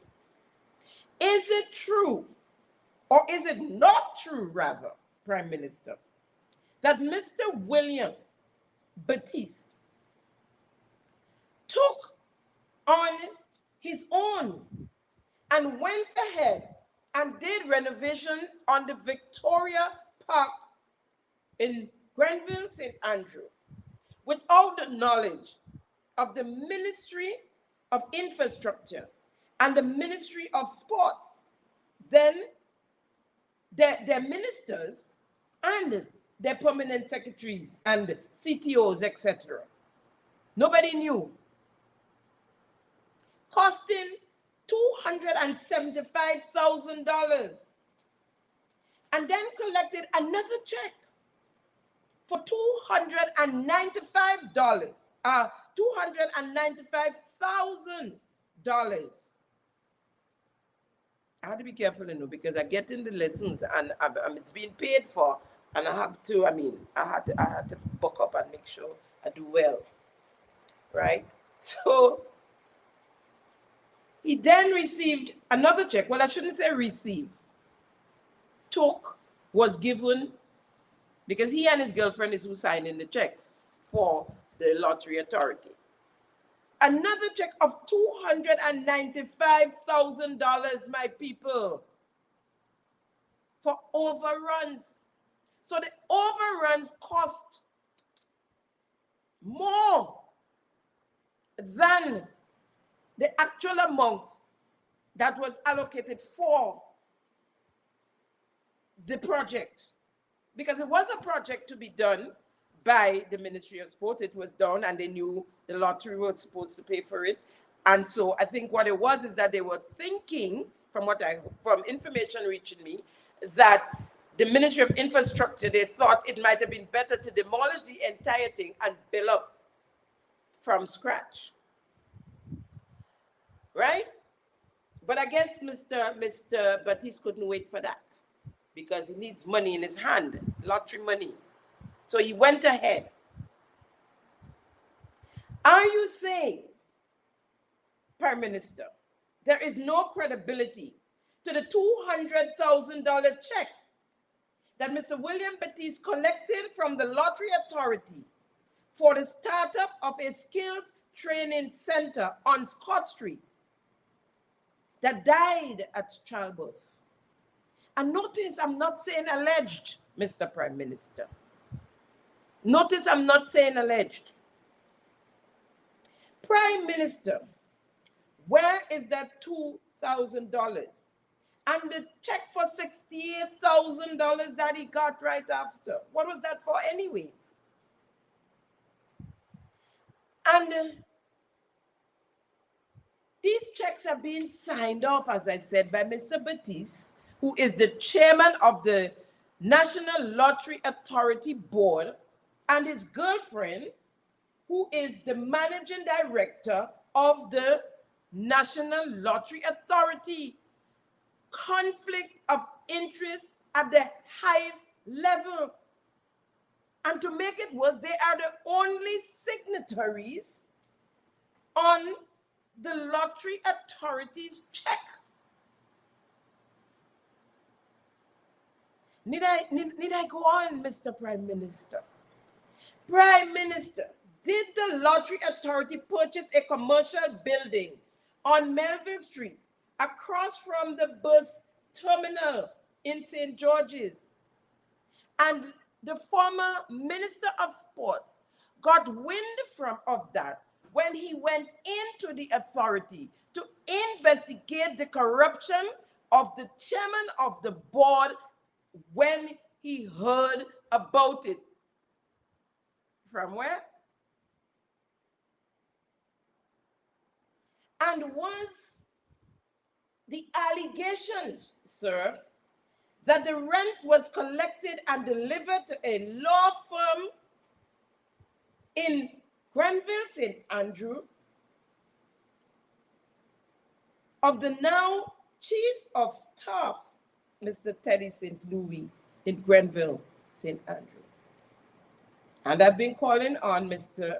St. Louis to come forward and deny or accept these allegations, whichever one it is, and explain. If you accept, explain. If you deny, because they're allegations, right? Don't you think that that is credible?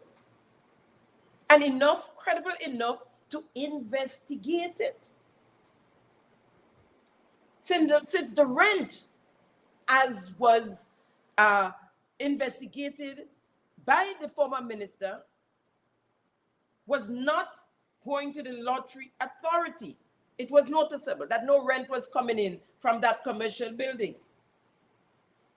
A building that the managing director told the staff that they bought so they could move, the Lottery Authority office could move over to that building. Juke Jody. And do you think it's okay, sir, for Catwell Stationery to be the only supplier to the Lottery Authority for no matter what they want to buy? Maybe they need rice and flour.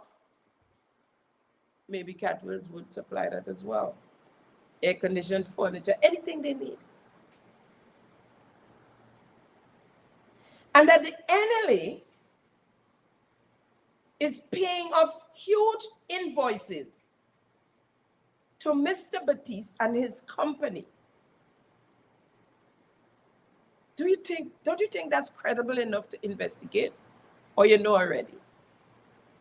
Prime Minister, in the information that Mr. William Batiste, chairman of the National Lottery Authority Board, and the managing director, Ms. Cindy Henry, are lovers, and the only two signatories on the NLA check, true or false? Is that true or false, Prime Minister? Prime Minister, did Mr. Batiste and Ms. Henry travel to France recently to a one-day meeting? No one in the authority knew about the meeting and what the meeting is about, even if there was a meeting. Because as far as they know, they have no relations with France, the lottery authority. Or that there was a meeting at all. They spent 2 weeks to attend a one-day meeting, costing the NLA $36,000, Prime Minister. Do you believe such information is credible enough to be investigated? 2 weeks, from the 18th of October to the 1st of November. Prime Minister, how do you know that the allegations were not credible? Did you or anyone representing you carry out an investigation inside the Lottery Authority concerning Mr. William Batiste and Miss Cindy Henry? I can answer that. Don't answer it. The answer is no. Prime Minister, how would you know if the allegations are credible if you did not investigate them? I'm guessing you might have spoke to Mr. Batiste. Well, I know you spoke to Mr. Batiste. He ran to you with his letter of discharge. And you made the minister rescind it, promising to do an investigation, you and the Attorney General, which was never done.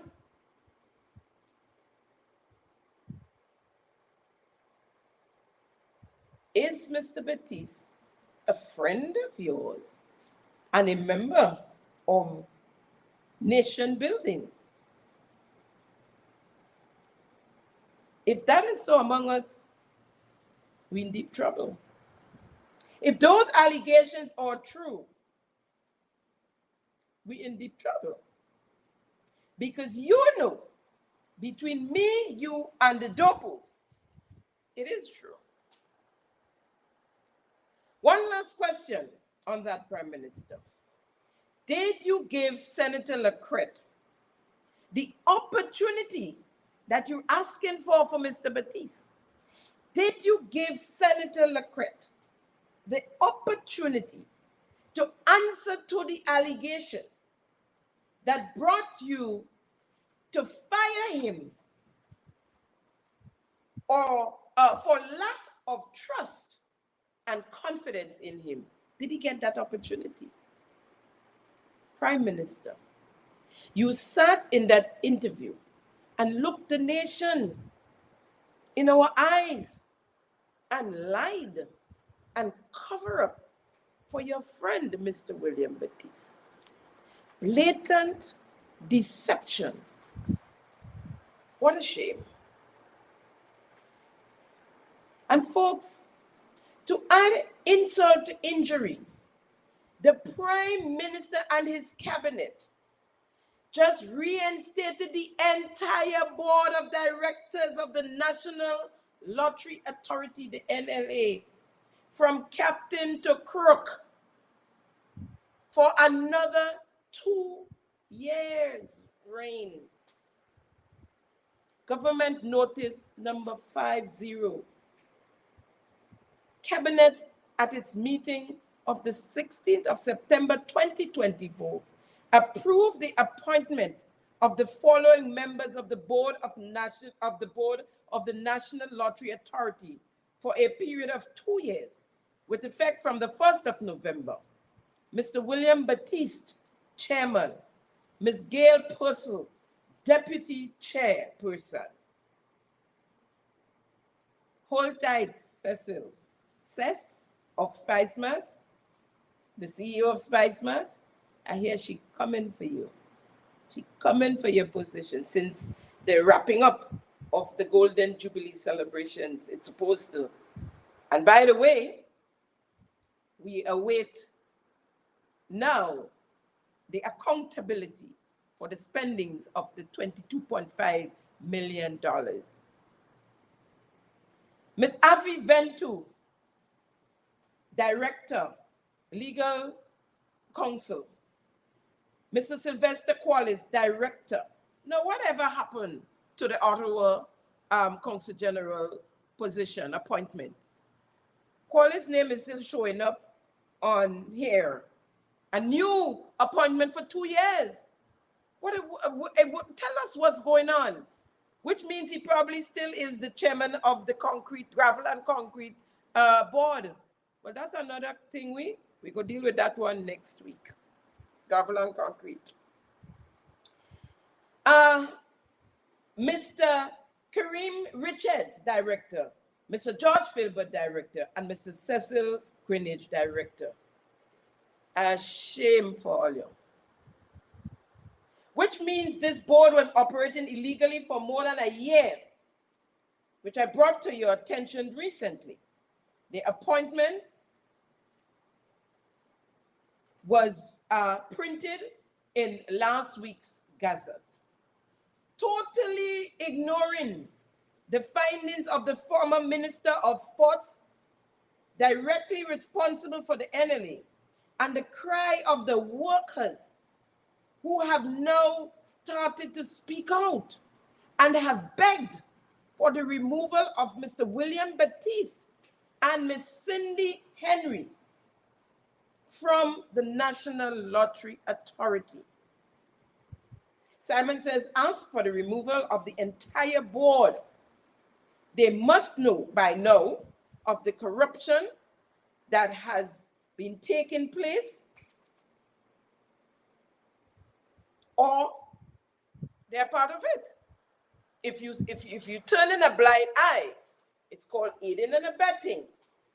The corruption, my friends, as we know, and have been talking about also, concerns the GDP,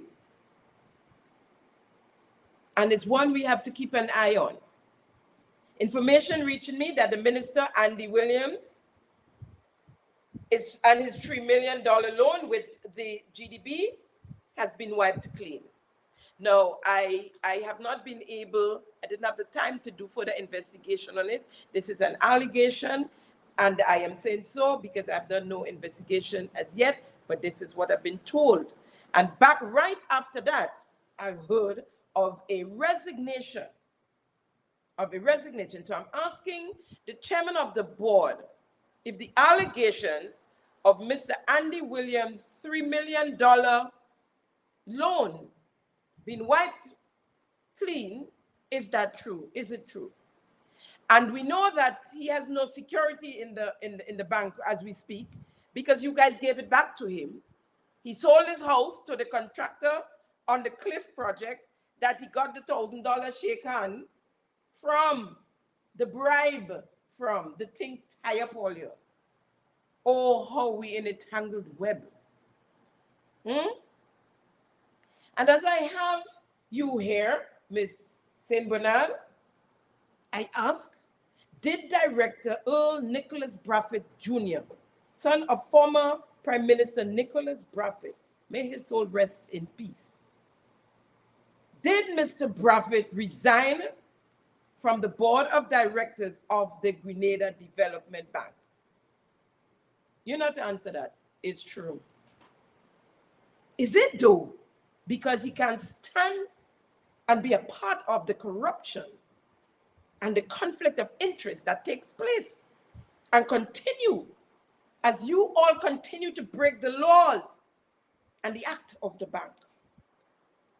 Earl Nicholas Bradford is the son of the former prime minister, as I mentioned, and the second one of his sons to resign as director from one of the boards. As a matter of fact, his brother, Benjamin, resigned from the board as chairman of the board of directors, the Grenlec board of directors. These guys grew up with principle. Their dad was a mentor for me. I sat on his veranda many times as we conversed on lots of different topics, overlooking the harbor. It was the best place to be at times, just to relax. He mentored me, and I know his integrity. You know?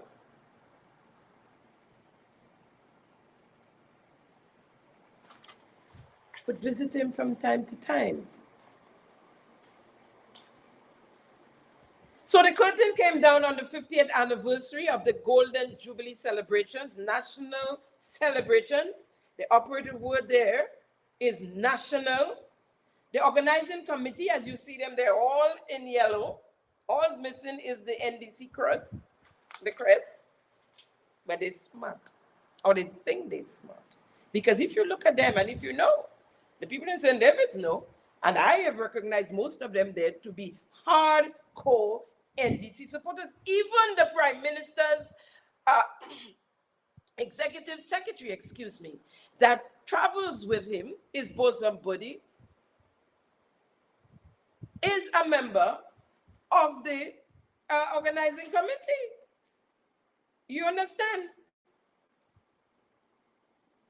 Cultural awards was given to Otis, right? Otis had one song. He made a fluke, he got a title, and that was it. As a matter of fact, this year, he came back into competition and said he was out for a long time and people been asking him to come back. I know who. But he's back. And so he was not even around for a while. But Otis got the award, right? When there are those like Sheldon Douglas, the first artist, soca artist, to bring a crown to St. David. Sheldon Douglas, who subsequently brought 4 more crowns to St. David's for soca, groovy, and road march. No award. But Sheldon Douglas is an NMP, it's not hidden, and it is right. But he's a member, he's a citizen of Grenada. National celebrations. Don't forget the word national, right? And so is Rootsman Kelly, another NNP, a Kaisoyan, won National Calypso Monarch in 2017 and 2023. Second place in 2015, 2016, and 2022. Independence Calypso Monarch in 2016, 2017, and 2018. He's been singing Calypso since 1982.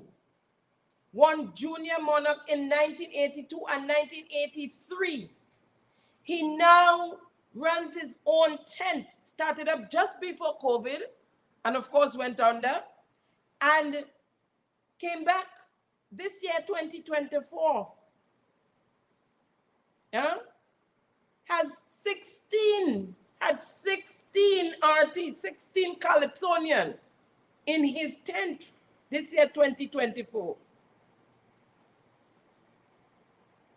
Yeah? and wasn't awarded. Who it is died and left Grenada for Deacon Mitchell and his NDC hawks? Who? So, as St. David's brought the curtain down on the 50th anniversary celebration, they also hosted an affair at the Lassages playing field. A very disappointing crowd, as per usual these days when it comes to NDC, in an event like that, because it was supposed to be national and not an NDC event. But I guess most people realized it was an NDC event. And what happened after the awards ceremony, right? The Prime Minister and the MP for that constituency was there. Look at him. Good night, Virgin Parish. Well, it must be in the morning. Good night, Virgin Parish. All right, it's getting a little later. Good night, Virgin Parish.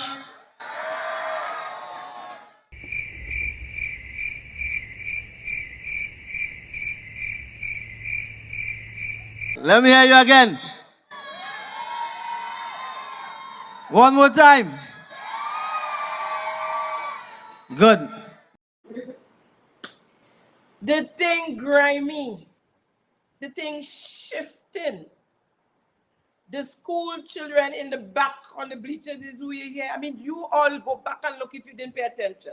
Look at the adults on the ground who unfold, who talking to somebody over there who just staring.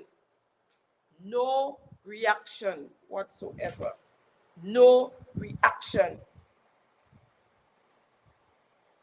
After the third beggy, they had the kids in the back on the bleachers. And I'm investigating a story with the schools. I'm going to bring it to you once I get that sorted out. Right? But there were school children there from every school in St. David's. Here is him again. Beggy. So good evening, distinguished ladies and gentlemen of St. David. It's an app. Let me start again. Good evening, distinguished ladies and gentlemen of St. David. Good evening, distinguished ladies and gentlemen of St. David. All right, so I'm here to have a good night.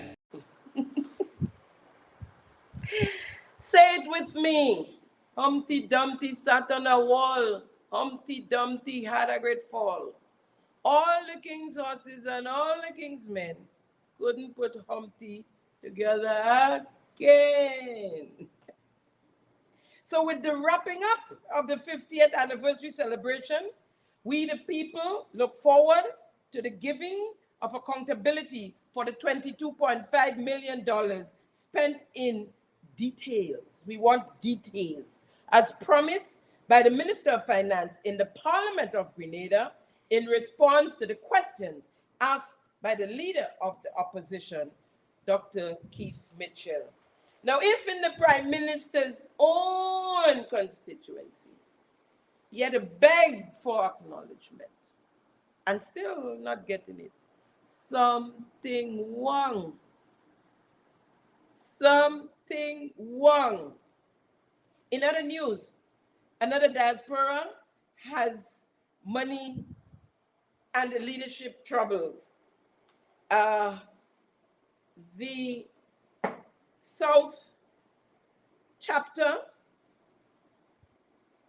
let me get my glasses here. The South Florida, I missed out. South Florida chapter, yeah. In other news, another diaspora chapter has monies and leadership troubles. The South Florida chapter, and it says monies unaccounted for and leadership trouble in NDC Florida chapter. For the past 2 years, I paid close attention to the NDC Florida chapter. I supported their events and contributed to their toy Give Back to School drive and other events. I am not a member of the group, but someone I attended school with back in Grenada is now the current PRO. We often speak about the functioning of the group, and I have gathered that there are some leadership problems that is solely the doing of the NDC political hack as the chairman.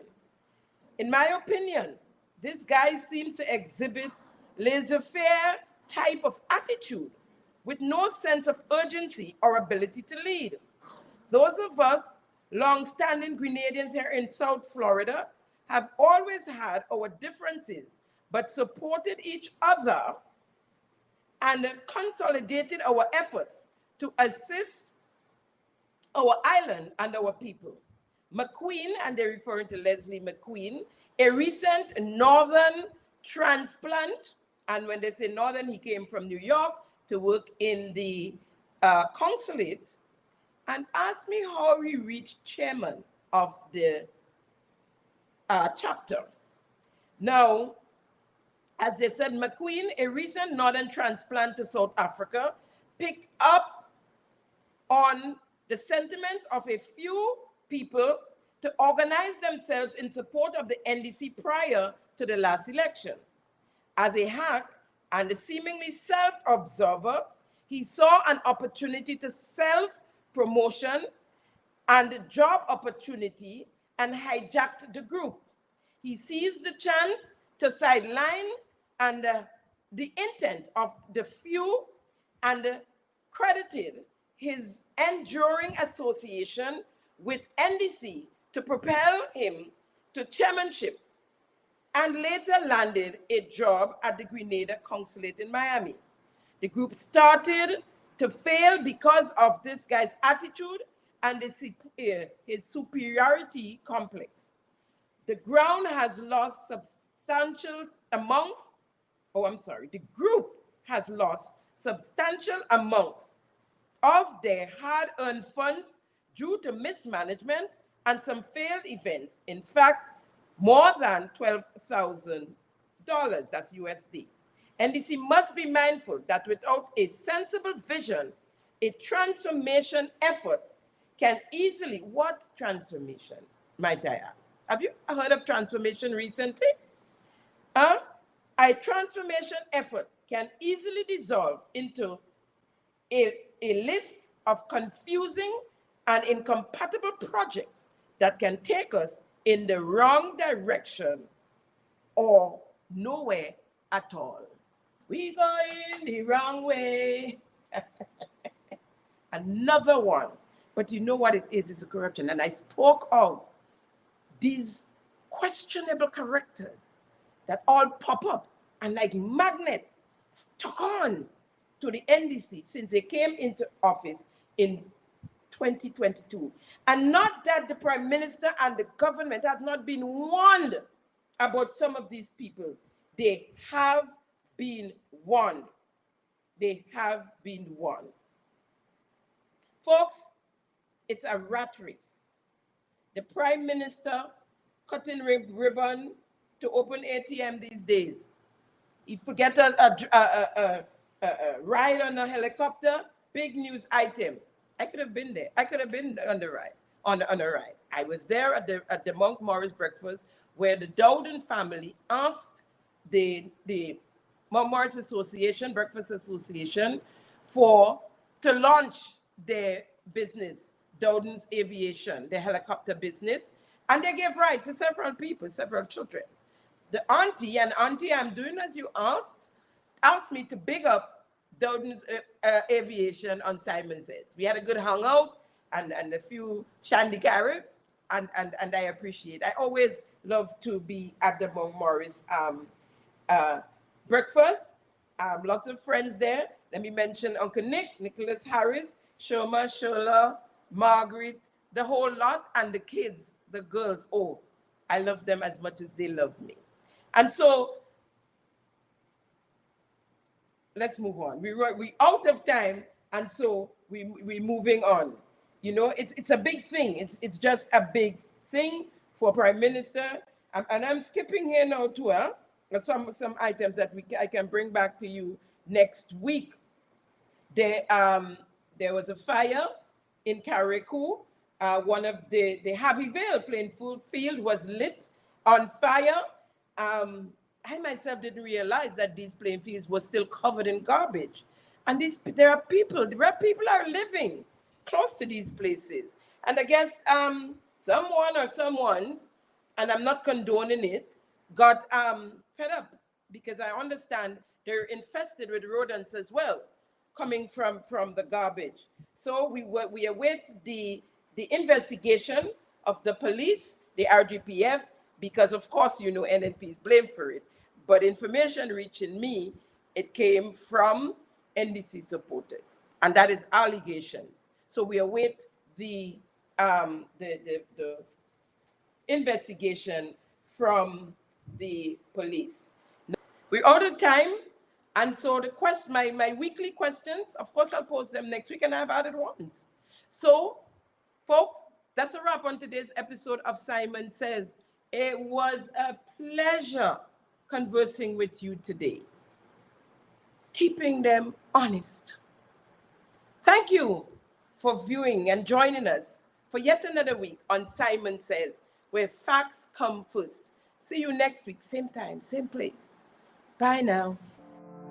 Thank you for tuning in to Simon Says.